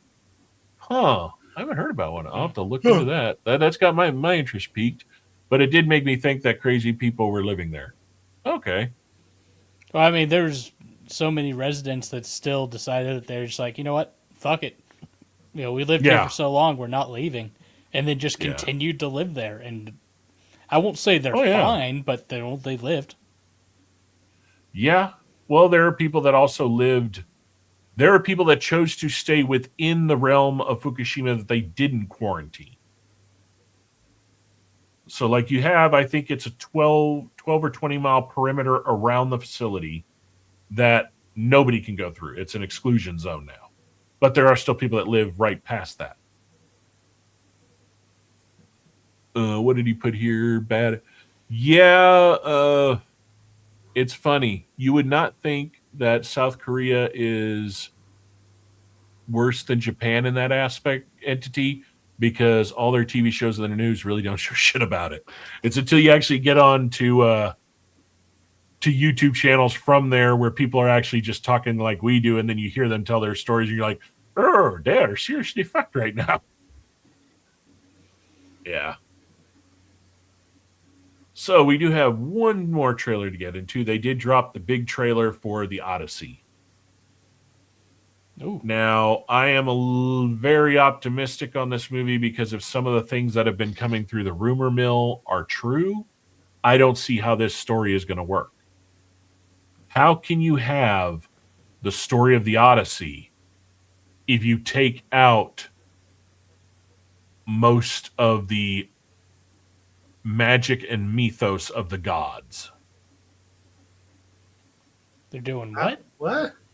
How? Yeah, that's what I'm wondering about. I've seen, I've watched several podcasts lately where they were talking about this, and apparently, like some of the, I guess, monsters, the trailer, like you'll see from some of the monsters are still in it, but yeah, how can you have the Odyssey without the gods and the fates? You take all that out, and you've just got spicy Gilligan's Island. Kind of, sort of. Like if you leave in the monsters, it's not going that far. But the whole point to Homer's story is the fact that he's giving a big middle finger to the fates and to the gods, saying, "I am going home to my fucking family, and nothing you put in front of me is going to change that." Clip that. So, did that ever work? No, it didn't work, and I don't even know if we're going to continue doing the short shit. It's kind of just a poop shoot. Plus, considering I had to fight YouTube twice just to keep the last episode up in general, and then to have a short re-showed again, only to realize that when shorts are cut off and then they reinstitute them, they don't get any traction for shit. So it's kind of pointless. It's kind of like, we're going to fuck you up, the pooper, for the wrong reason. Then we're going to agree with you. We're going to make it public, but since it didn't drop when it dropped, the algorithm doesn't think the fucker exists. Thank you. We're still fucking you. Yeah. Okay. Or the best one I love is the first one that they hit us with. Yeah. We're going to copyright strike your video because it auto flagged for content known to be owned by the WWE WrestleMania pay-per-view event. We were watching the goddamn Street Fighter trailer, you AI retard. I mean, it was pretty funny when it happened, but yeah, it sucked. Oh, I think it was hilarious that I sent that, and literally as we were talking, the appeal went, "Oh yeah, you're right, sorry." Oh. Or just like the short it killed was from the Super Troopers trailer. Yeah. And I literally wrote on there, the nudity / sexual content you are talking about is a already censored and blurred out image reaction from a trailer we were watching on your goddamn platform. You morons. It's like, Jesus. The AI aggression is a little too much. No, they shouldn't be using AI at all. In fact, the only reason they're using it is because that, I'm going to say it, I don't care if they cut us off, that curry huffing ass hat from Bangladesh thinks AI is the God's king to everything. Why are we taking advice from somebody from a country who thinks putting an open hole over a river of poo is a normal toilet? There, that is my asshole recognition for the month. Take your ass back over there and piss off, considering 90% of your country's goddamn scammers to begin with. Anyway. We've been trying to reach you about your car's extended warranty. Oh, no, my favorite one is you're getting the text now. A warrant will be issued to you for your arrest in the state of Texas for the ticket you haven't paid. Yeah. And then you look at the area code and it's bippity bippity. And then they can't get the fucking county right. Yeah. Or no, they can't get the judge right for the county either. Well, not even that. The last one I got was from the state of Texas, county of Austin. It's Harris County, you fucking assholes. Look at a fucking map. Austin? Yeah. But it was for Houston? No, it was the state of Texas. Basically, they don't understand that the speeding tickets are not issued by the state. It's by the municipality you're in. Yeah. But they're too dumb to fucking know that. And like, I'm really going to get a text message about a ticket I haven't paid from an area code that, outside again, Texas. Not even in Texas. It was from bippity bippity. Hold on. I'm sorry. Liberty Mutual is going to strike you for that one. But that's what I'm saying. It's like, Jesus. It's like I hate my health insurance because when I call, it's like it's a flip of the coin if I'm going to get the Washington office or I'm going to get the I can't hear who's talking because I hear 9,000 other people going, I guess I can help you with your insurance. Well, at least you're getting a person then, instead of just an AI. I'd rather have the goddamn AI. At least I can understand it. Yeah, but so I recently had this issue where I was trying to set up an appointment, and I'm like, hey, I'm trying to set up an appointment for this. Like, I would go through the whole rigmarole, getting through the AI to be like, this is what I want to do, this, blah blah blah, and then I'd finally get to like the tail end of it, and they would be like, oh, hey, we don't offer that. Goodbye. And I'm like, but yes, you do. You do. Like, I've been coming here for years doing this. Like, yeah, well, what I love is, so back on what we kind of discussed a little bit on the last show, I am still fighting a medication on hold due to a prior authorization needed. Yeah. Okay, so here, I will side with the septum-ringing, blue-haired retards for a second. If you want socialized healthcare, if you want Obamacare on steroids, here's why it won't work. Every insurance company that Obamacare gave me to pick from when I did the whole I don't have company insurance anymore and had to get my own were 3 companies. I won't say the companies because I don't want to get sued. But here's the gist about this. If you are going to offer health insurance with a government subsidized program, so basically every money I'm not paying the government is giving them money back for it, so they're not losing any money. How about not pick the 3 motherfucking shithole companies that have a more than 60% denial rate? Yeah. Yeah, I know. Yeah, here's the best part. C and E. Yeah, here's the best part. They sit there and tell me when I called in, well, the denial was because we want you to try. You need to try one of the generics, and they listed off the 3 names for at least 5 months before they can approve this one. Bitch, I've been on the one you just mentioned, one of those 5s for 2 fucking years. Look at the goddamn notes that were sent to you. So I finally found out that there is a website you can go to that is run by the federal government to file an appeal complaint. And I dumped everything on there and literally said, how the fuck can they deny it when I've already met their fucking requirements? And then I added, also, at what right does anyone working for an insurance company have to go against the recommendation of a medical professional when they are not a fucking medical professional? Oh, that's been the argument not for operating without a fucking license. That's been the issue for a hot minute. Especially now, doctors will be like, I need to do a peer review. And they're like, okay, well, if you say you're my peer, what's your medical number? And they won't tell the other doctor. Yeah. But the whole fucking, the sad part about it is none of it is ever going to get changed or get better, because why the fuck should anybody up there care to make a change when they don't have to have that insurance?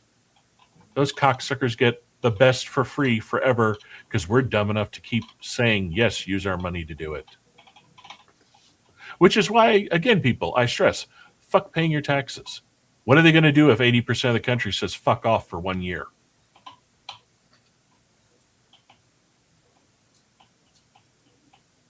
Good luck getting that done, but I understand the sentiment completely. But again, it comes down to the fact that people are too fucking scared.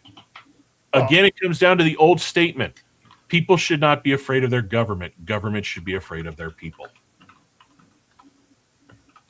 But then again, if you're a blue-haired retard, you want to get rid of guns and think that they're still going to be afraid of you. Yeah. How's that working out standing in the street with the trucks running you over lately? You don't even have a gun, and a truck is still not afraid of you.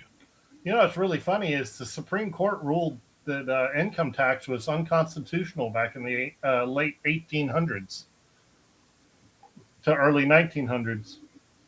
Yeah. Well, the sad part is too is after Kennedy and Johnson, we actually had the beginnings of great health insurance. Mm-hmm.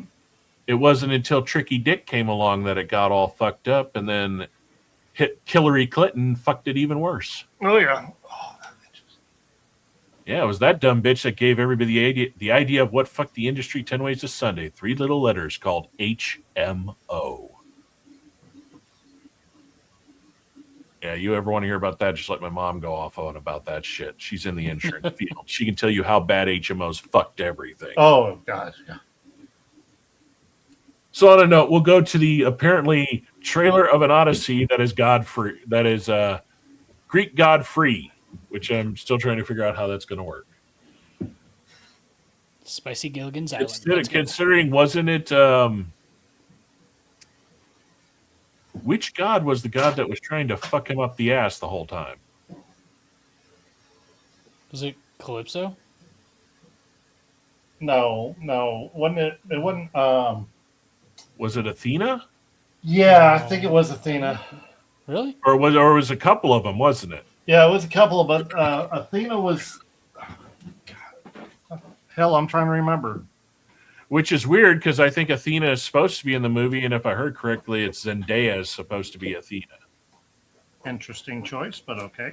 Interesting choice, but at the same time, if you think the way Athena is always kind of described. Yeah, kind of fits. And before people start saying, well, she's described differently, we are not talking about the Roman description. The Odyssey is Greek, people. Read your Greek mythology, which predated the Romans. They stole it all. Yeah. Oop. Is it playing? I was going to say that.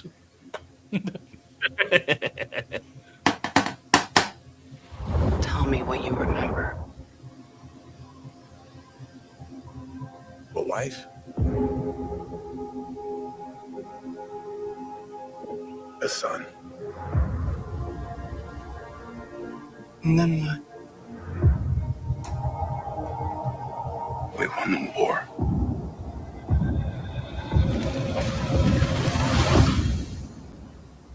Help me go home.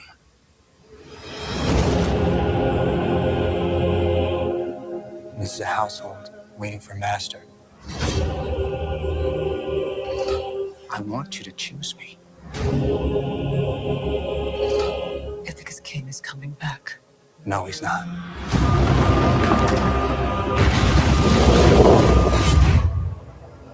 What would he do? He came You back see here that to right find there? all We the still have the serious monsters. Yeah. Because that was a Cyclops. They're pining me for a daddy. You didn't even know. Like some sniveling bastard. So I'm trying to remember because it's been a long fucking time since I read the Odyssey and since I read the Iliad. So they face off against the Colossus.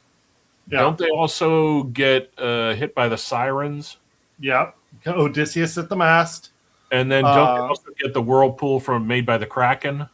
No. Or is it just the whirlpools going to the island that the Cyclops is at? Well, it's the Cyclops, and then towards the end, don't they fight the gargoyle, or not gargoyle, Gorgon? Okay, I yeah. think so. Hold on, I'm trying to read what. Well, I mean, Percy I gotta Jackson just the most recent season basically focused on all that.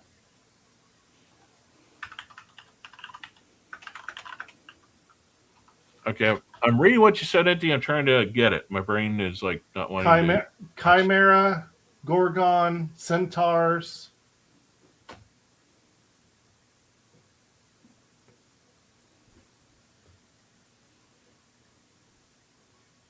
Yeah, because if I'm not mistaken, what kicks off the whole plethora of everything coming to basically destroy him is, doesn't he piss off one of the gods, and then he also pisses off the fates? Oh, you know what? You're thinking of Typhon. Okay. I'm gonna. He also supposed to meet the Amazons, and then obviously Medusa, like I said, Gorgons. Yeah, because how many years is he gone? Shit, Isn't it like 10 half a or something? fucking Or lifetime. 10 or 40 or something like that? I was thinking it's either 10 or 30. I think it's 30.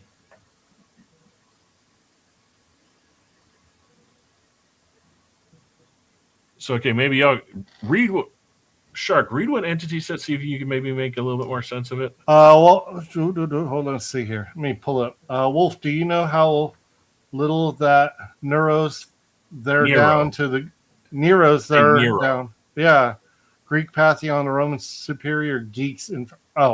He's just going on the fact that people don't know the Greek versions because the Roman ones pushed so hard. Yeah. Okay. Yeah, you're right. Entity. Yeah. No, you are okay. Okay. Yeah, I get what he's saying now. Okay, Greek pantheon. Okay, I get it. Yeah. No. You're right. Yeah. It's also because isn't most of the astrology stuff that people follow, a lot of it follows more of the Roman too? Yes. Yeah. Yeah. All right, so you're right. The Roman has become more of the lexicon than the Greek. All right, so he's supposed to fight Polymus, which is the Cyclops. Okay. He's supposed to run across the Sirens. There's supposed to be after the Sirens. There's supposed to be a cut off one a Hydra. Oh, a Hydra. Yeah. And then, of course, Cilia, which is the six-headed monster who eats sailors from passing ships. Yeah, and because isn't his whole venture is he's basically trying to cross the Cretan Sea? Yes. Yeah. Charybdis, which is the massive whirlpool which sucks down water and ships. That's what I'm thinking of, yeah. Yeah. Lagorsians, which is a race of giant man-eating barbarians. Cercel, sorceress who turns the Odyssey's men into swine. Yeah, I remember that one. Yeah, she turns them all into pieces. Yeah, Calypso, a nymph who traps Odysseus on her island for 7 years. Which is, if we had to guess in the trailer, that would be, was that Charlize Theron that we saw, the blonde? Probably. It's probably her because, she tricks them by giving them what they want to desire, but then making them think they don't need it. Well, because she offers him more immortality if he'll become her love slave. Well, immortality, doesn't she also basically make him believe that she would basically save all of his men that were left? Yeah, she tries that. Then there's the Lotus Eaters, a group of people who consume the lotus plant, which causes them to forget their desire and return home. Yeah. Also, as a note, the Cretan Sea is only 112 miles wide. Well, look how big the Sea of Galilee is. Yeah. Yeah. I mean, it's we got ponds bigger than that here in Texas. Who's looking after your wife and son? Do you see? My dad is coming home. Bringing vengeance. Bringing it all. Let's go!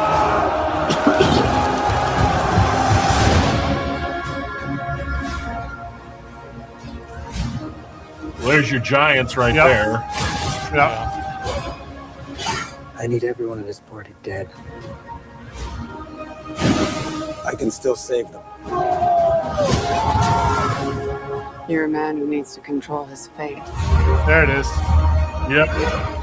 But you cannot control this. That world is gone.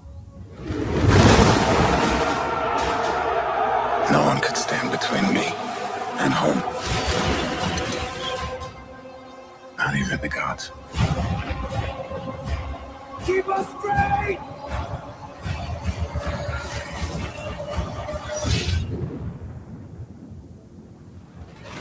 And that act right there would have pissed off a god alone. Yes. Destroying their statue in their temple. Yeah. So it's looking good. So I want to go over the cast real quick because a lot of them, they have updated some of the roles people are playing. So yes, Zendaya is playing Athena. Matt Damon, of course, is Odysseus. Tom Holland is his son, Telemachus. I feel like Charlize Theron would do it better as Hera. I don't know why. She's just a Hera-style character to me. Yeah. Well, what I'm trying to see is, oh, wow. So Benny Sadif is playing Agamemnon. Oh, really? Yeah. Okay. Mia Goth is Melathon. Oh yeah, because oh god, you're gonna go in the whole John city of Bernthal Troy. is playing his Odysseus' right hand man, Menelaus. Mhm. No, Menelaus. You see, it's funny they have all these. Like, okay, so I'm going to read you some of these names. So of course we got. I'm going to dead name. I don't care. Ellen Page. Who cares what she's playing? Charlize Theron is not credited for what she's playing yet, but we can tell by the trailer she's the trickster. She's the seductress. Am I right? Is that what we're thinking? Is that she's the one that she potentially. is? Yeah. So get this. You got Corey Hawkins, not put down. Ryan Hurst is in it. They don't have listed what he's playing. James Remar, William Lee, Josh Stewart. There's a fuck ton of names on here, but they're not putting down what they're playing. See, I'm kind of curious to see.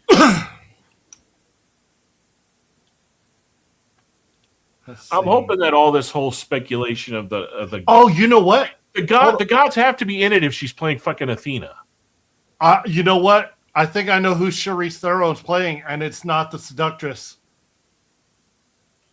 How much you want to bet she's playing Persephone?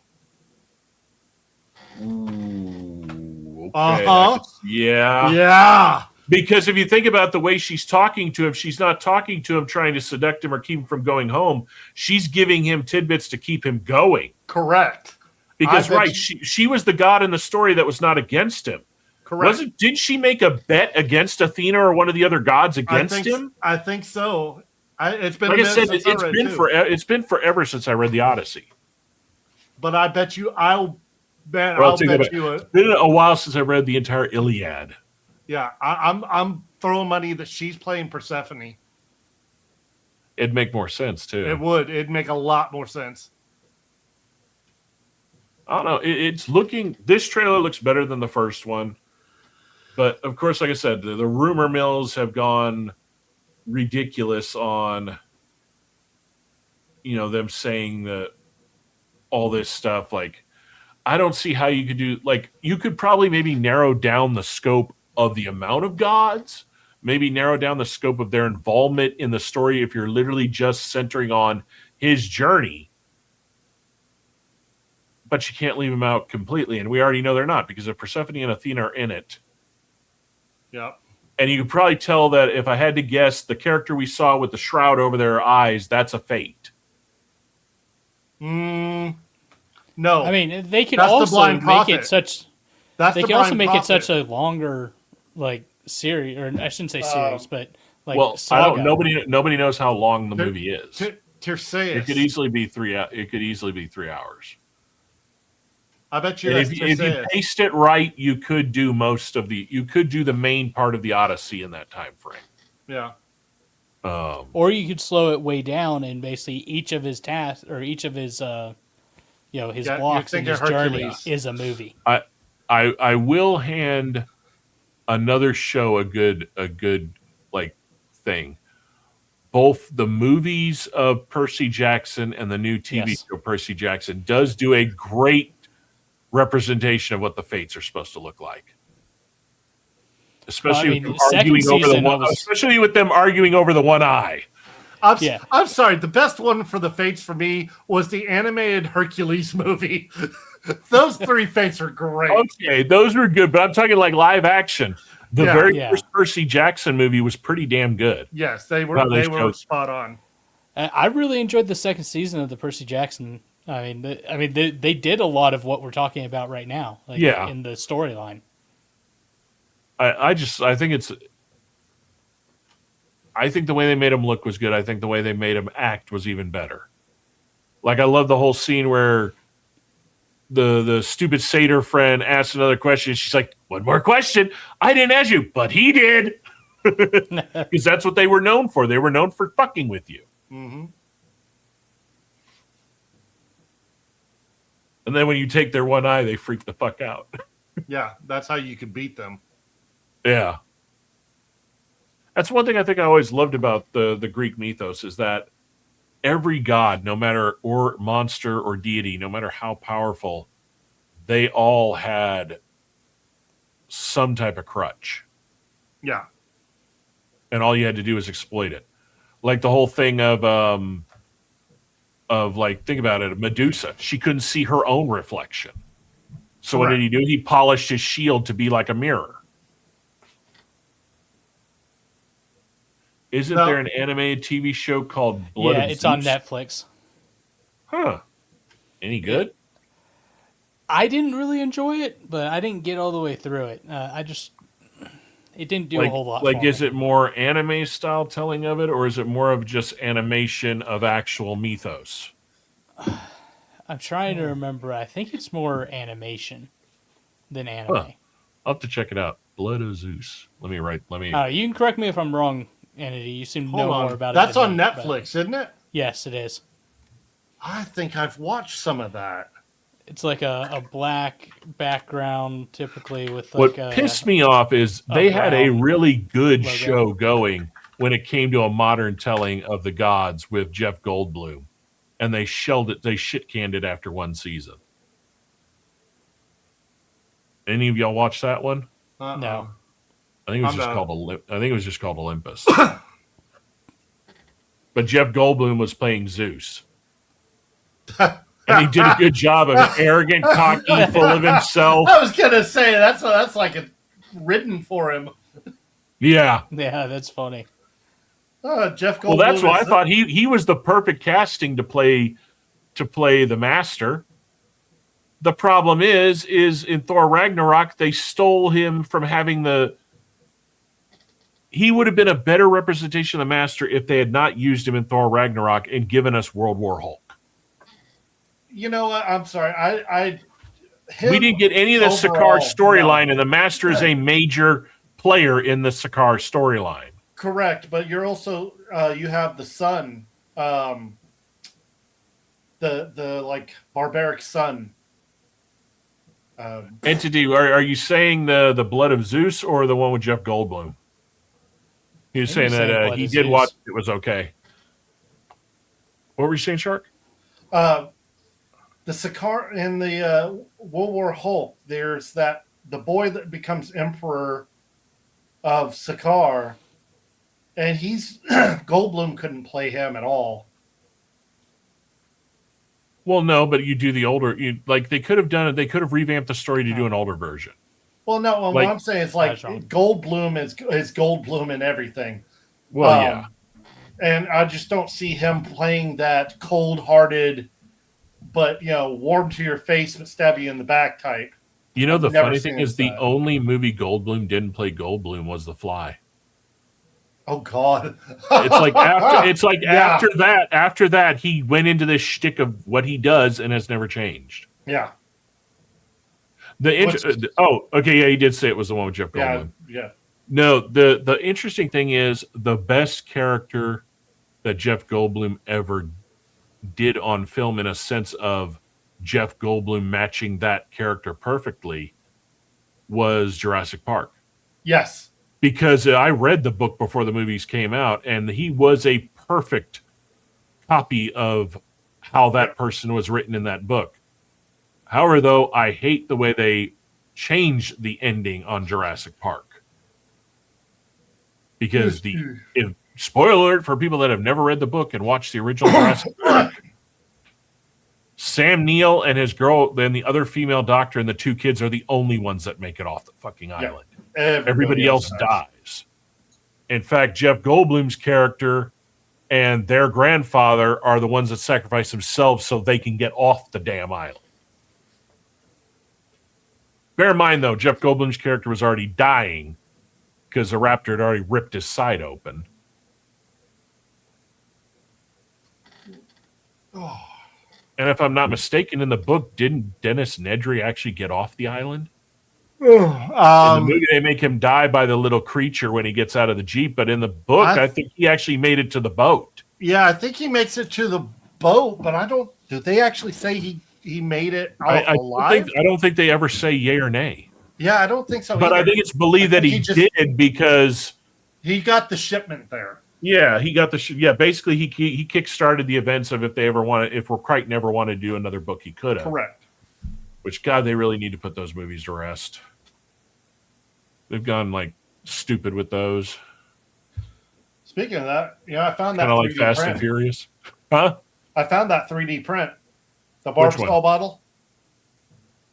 Oh yeah, nice. The funny thing is you can buy those right now. Yeah, I know. Planet K sells them. Yeah. they have all sorts of. They have some really cool little stash things. I gotta hand it to them. I went through there one time, and some of the things I saw, even I was like, I wouldn't have thought of that. In fact, if I saw that on a tabletop, I probably wouldn't even think to search it. Yeah, the Pringles can. That's only half a Pringles can. Oh, you got Pringles can, you got Coke cans, you got Barbasol, you got multiple different shaving creams, hairspray, hollowed out books. One of them that I thought was a pretty cool one was it was a lower. It could only hold like a poquito amount of stuff because it was literally a light bulb that's still screwed in and lit up. Mm-hmm. I was like, no, that's just ingenious. That's just like a level of evil thinking right there. Because, the shitty thing it would work, but it wouldn't light up. But when that fucker lit up and he showed that to me, I was like, all right, that's definitely not something they're going to be breaking or checking. But yeah, I think I have hope for the Odyssey. We'll see. I mean, in reality, it is Christopher Nolan, and he has a pretty damn good track record. I mean, it really only has the only movie he has ever done that did not score big at the box office because I think it was marketing and the timing that they released it was Tenet. Tenet was the only one that was not a blockbuster hit. And it really should have been. That was a dude, very good movie. That movie had one of the best time manipulation story devices and storylines in any film I'd seen. The only other timey, I'm going to use Doctor Who, timey-wimey movie that had another good plot like that is Predestination. Which I take it neither one of you have seen that. It's with Ethan. It's Predestination. It's with Ethan Hawke. And it is I never watched that. Yeah, it is really good, and it is the what is the name of that? The movie uses what is known as God, it's hold on, I gotta look it up because I don't want to quote it wrong.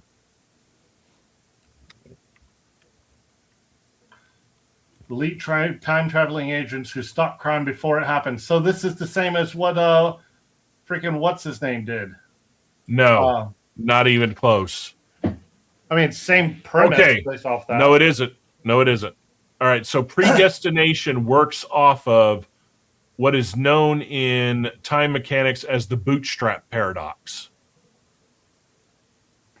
Okay, I don't know that. Okay, a type of closed loop where an entity, information, object, or person has no discernible origin because it is the cause of its own existence. Oh, okay. So that'll give you kind of a little hint that now you know that movie is nothing like the one you were thinking of. Yeah, no. Like I said, I think Predestination did not get as big as it could have because how you're thinking it is how the idiots who marketed it. So sadly, they had to market it that way because if they actually did market it about what it's about, it would ruin the damn movie. Okay, so other versions of that would be like the one where he goes off to the planets and then ends up going back, and the time entity lets him talk to his daughter, and he does the watch and brain fart. I am at a loss right now. Hold on. Interstellar. Oh, Interstellar? Yeah, no, Interstellar is a bootstrap paradox. No, it isn't. Interstellar is not a bootstrap paradox. It's a causality loop. Okay. Yeah. Yeah. Okay. Because he already existed and she is a product of him.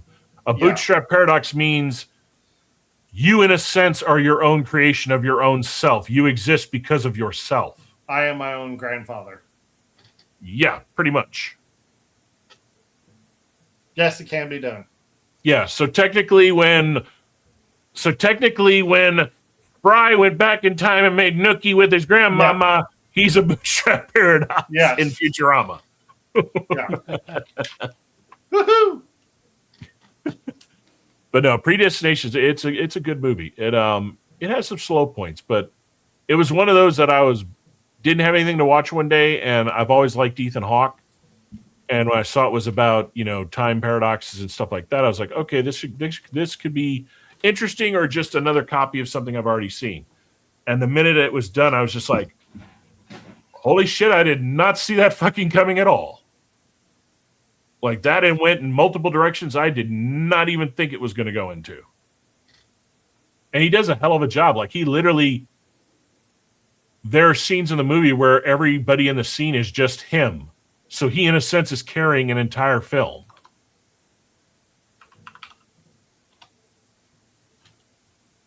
Let me see here. Making sure I wrote down everything that we watched tonight, so that way I can go back and add them in. Give credit where credit is due. That's the other thing I love when YouTube tries to tag on something. It's like,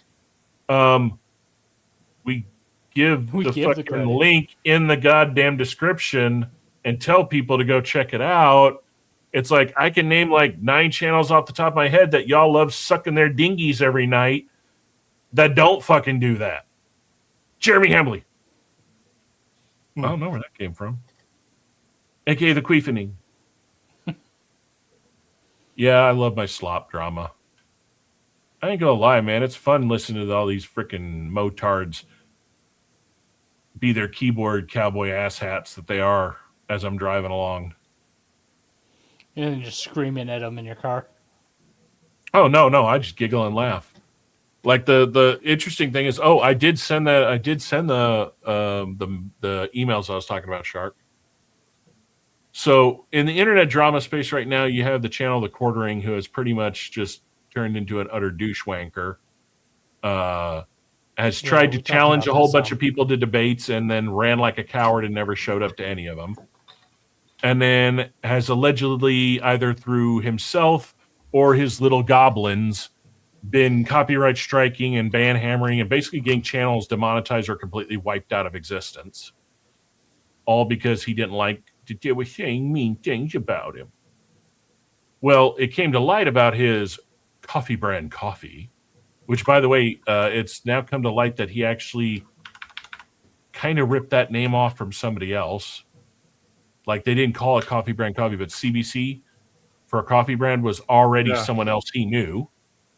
So a lot of people have been breaking down that and came to light that what I always, like the minute I saw him first advertise, we're roasting our own beans. We do it in-house. We bought our own equipment. We bag our own. It's all America.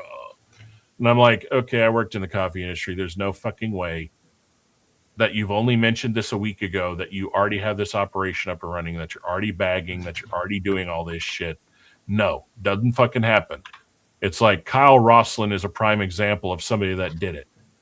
For 3 years on his coffee YouTube channel, he had different roasters behind him and would periodically be sampling and talking about him and showing the process of how long it took just to get one roast right. Quartering never did that. It was just, we got our own coffee, here, buy it. And he was always shilling, and every time it was always the same story. And I was like, no, something doesn't add up about it.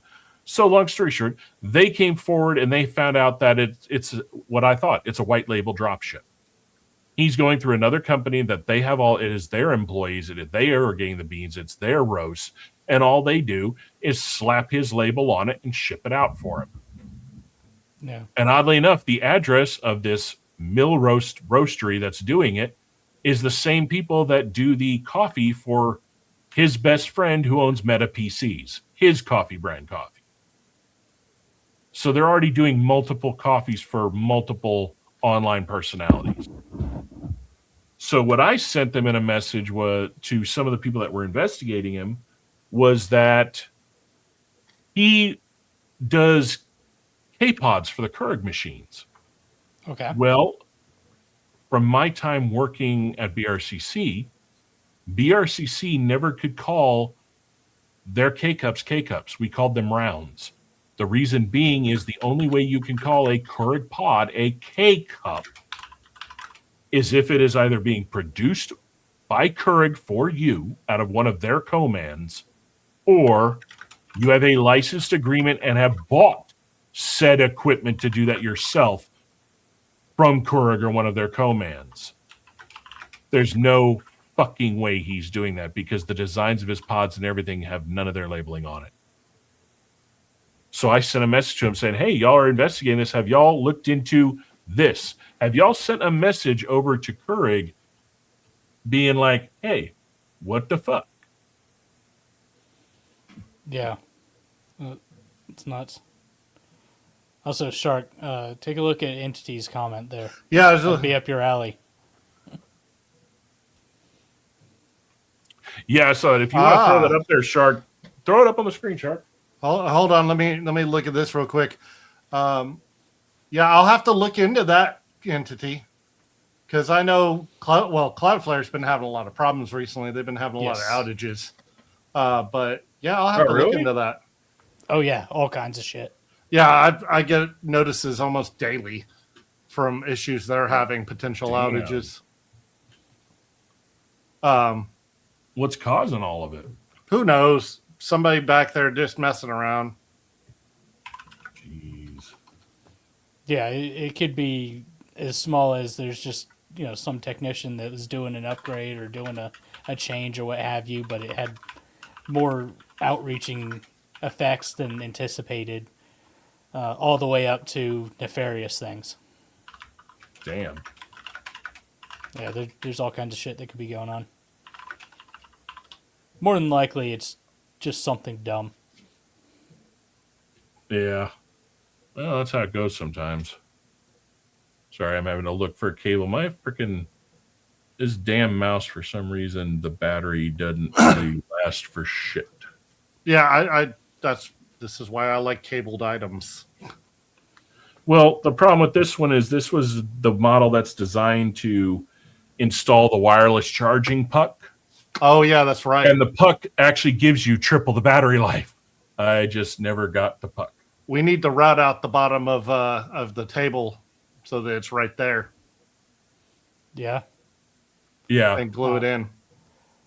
I've got the SteelSeries something or another mouse where it's like you can do it wireless, or you could just plug it in and run it wired.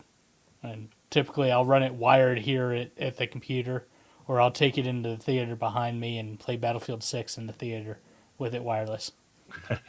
I got this new Corsair system I got. It's not been too bad, but I tend to leave it just plugged in all the time regardless.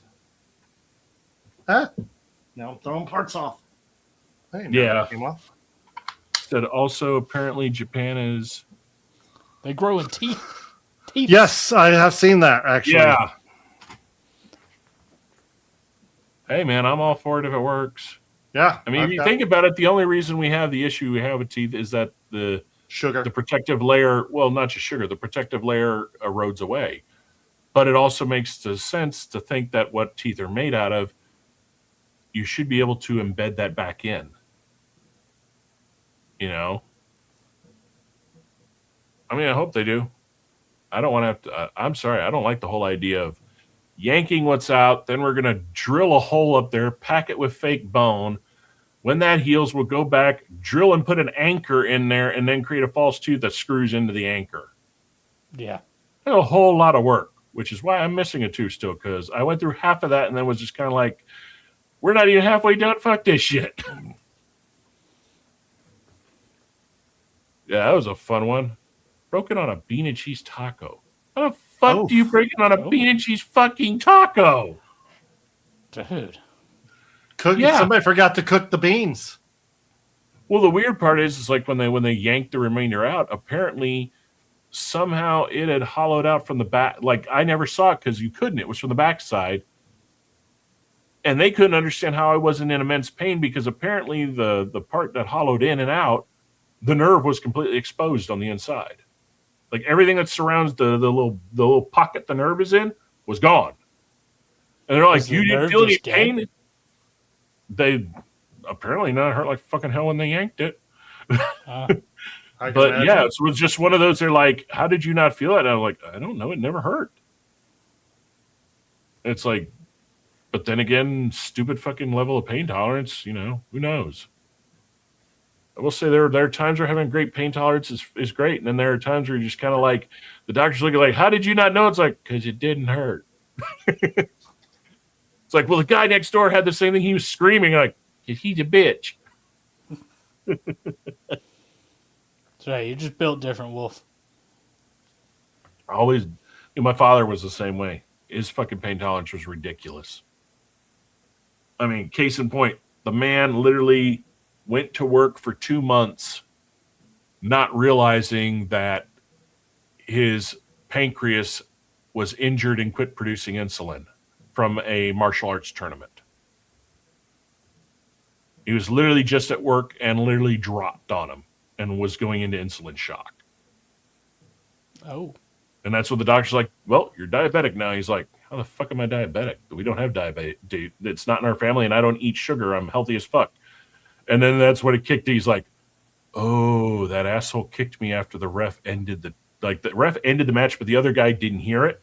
So my dad let his guard down, and literally a full freaking sidekick, boom, right into the section where that is. No, yeah, it was full. I heard it too. Everybody heard it. Everybody was like, when it happened. But yeah, he didn't know. Damn.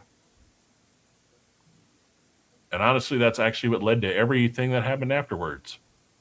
Because all of his health conditions that he had for the rest of his life were the same that a diabetic would have, but twice as fast because his body was never genetically designed to handle what happened. It was like a steamroller. The body didn't know. It's like, that's the interesting I love when you study like physiology and everything, is that as much as genetics can screw you over, there's a lot that it protects you, but then it also shows you that if you get something that you were never genetically predisposed to have, sometimes it's worse. Yeah. Than if you get what you were already predisposed to have. So that's one reason why I don't know, I've never been a big sugar person after that. I like my savories. When I go on a sugar bender, it's not like, I love these people like, man, I go get Skittles. I get shit like that. And I'm like, I get a tiramisu. I will say, get it in one form or fashion. I will say that due to circumstances earlier this week, my side chick Deborah did make it back in the house for a day or so.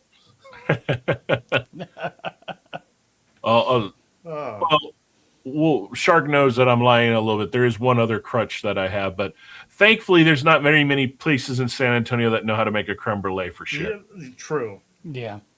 But if we're at one of the restaurants, Chamagausha, Fogo de Chao, that know how to make them, we were talking about that. Fuck yeah, it is. Yeah, we were talking about Fogo de Chao earlier. Yeah, honestly, we should go do that. We need to do that, but we also need to look into.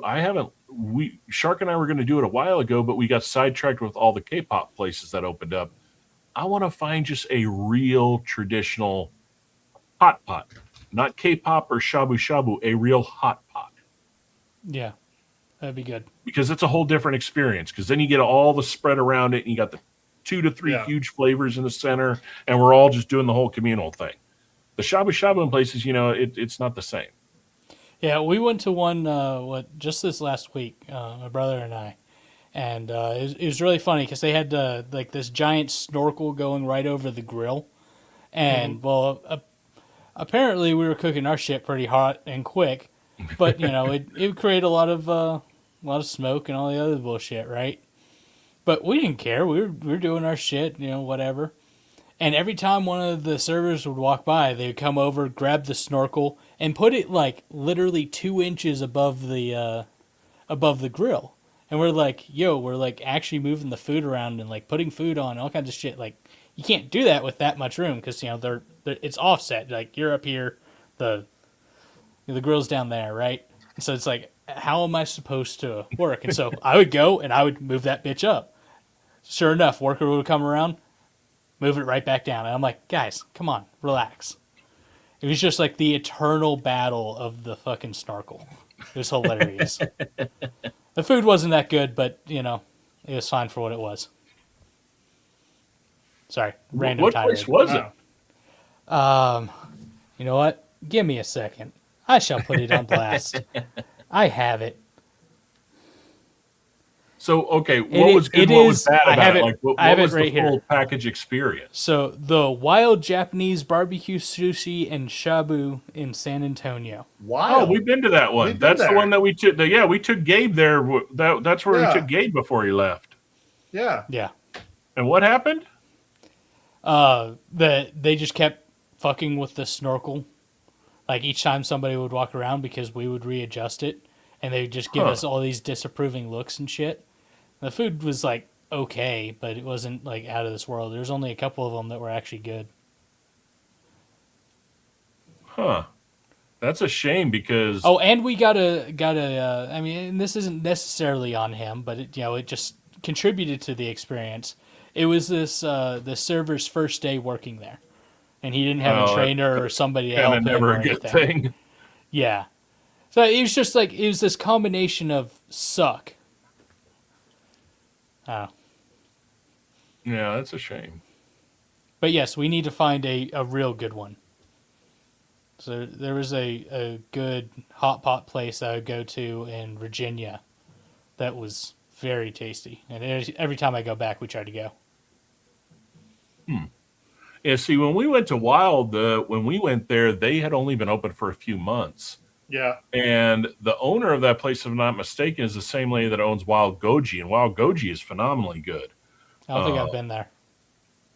Honestly, the best experience we've always had is the K-pop one. K-pop ones are good, but gin is the best all around. The problem is the gin here in San Antonio decided to build all their tables around booths that any of us would have trouble getting in and out of. They built them so goddamn compacted. It's like I had trouble getting in, and even Shark was like right at the edge of it. And that's not good when even he's at the edge of it. That tells you, it's like, you did not make these American size. Send them back to the Korean place you bought them from, please. So. But. Oh. Yeah. Yeah, I got work. Yeah. Been a good show. I kind of like the winging it. Yeah. Sometimes the pre-prep, and when we have important shit, I'll pre-prep from now on. But the rest of the time, I kind of like just chilling and talking. A good mixture. I mean. Yeah. And definitely I want to get more coffee stuff going. But right now, there just ain't a whole hell of a lot. And I don't got no new equipment right now because I put more money in the car. So, however, I do have a fuck ton of coffee I got to get through. I went on an ordering spree again just because a few things came across the pipe that I was like, yeah, I'm buying that now before it runs out. Plus, like we did in that one show, when you got good storage, it lasts for a while, so it's not like it's going to go bad. Yeah. Yeah. But yeah, I got what you requested, Shark. I got it ready to go. Sweet. So. All right. But, all right, gentlemen, what do y'all got going for the next 2 weeks? Nada. Work and finish getting the truck put back together. I'm on the last little bits. Hey, Take care, Entity. We'll see you next time. See you, Entity. Yeah, I'm the same way. Just work, relaxing, and taking it easy. Today started out a little rough, so. Yeah, I mean, tomorrow's Mother's Day, so. Yep. Yeah, I already got my mom something. I ordered her a mug that had the picture of both of our both of our kitties on it. And it said, how did it say? To our favorite human, Happy Mother's Day. And then on the bottom, it said, from your fuzzy overlords. That's good. And it had both of their pictures and their names. She was laughing at it. And oddly enough, the one good fucking spamming bullshit that came across my Instagram feed this week. So, but yeah, I don't know what I'm going to do tomorrow. I know she likes eggs Benny, so I'll probably make that. I think I got everything to do it. If not, I'm going to be doing an early morning HEB run. So, All right, everybody. Well, thank you for joining us here at the Dark Roast and Nerdiness podcast. We will see y'all in 2 weeks on our normal scheduled time now that we're all back on the normal rotation. Again, there's a link to our Discord in the channel descriptions below. Later tonight or early in the morning, all the descriptions, all the links for everything we watched today will be thrown in there. We give credit where credit is due. Until then, stay heavily caffeinated, heavily opinionated, and we will see y'all next time.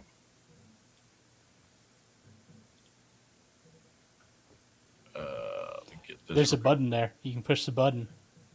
We're really professional. I am in a second, but we have I have one thing left to do it. So.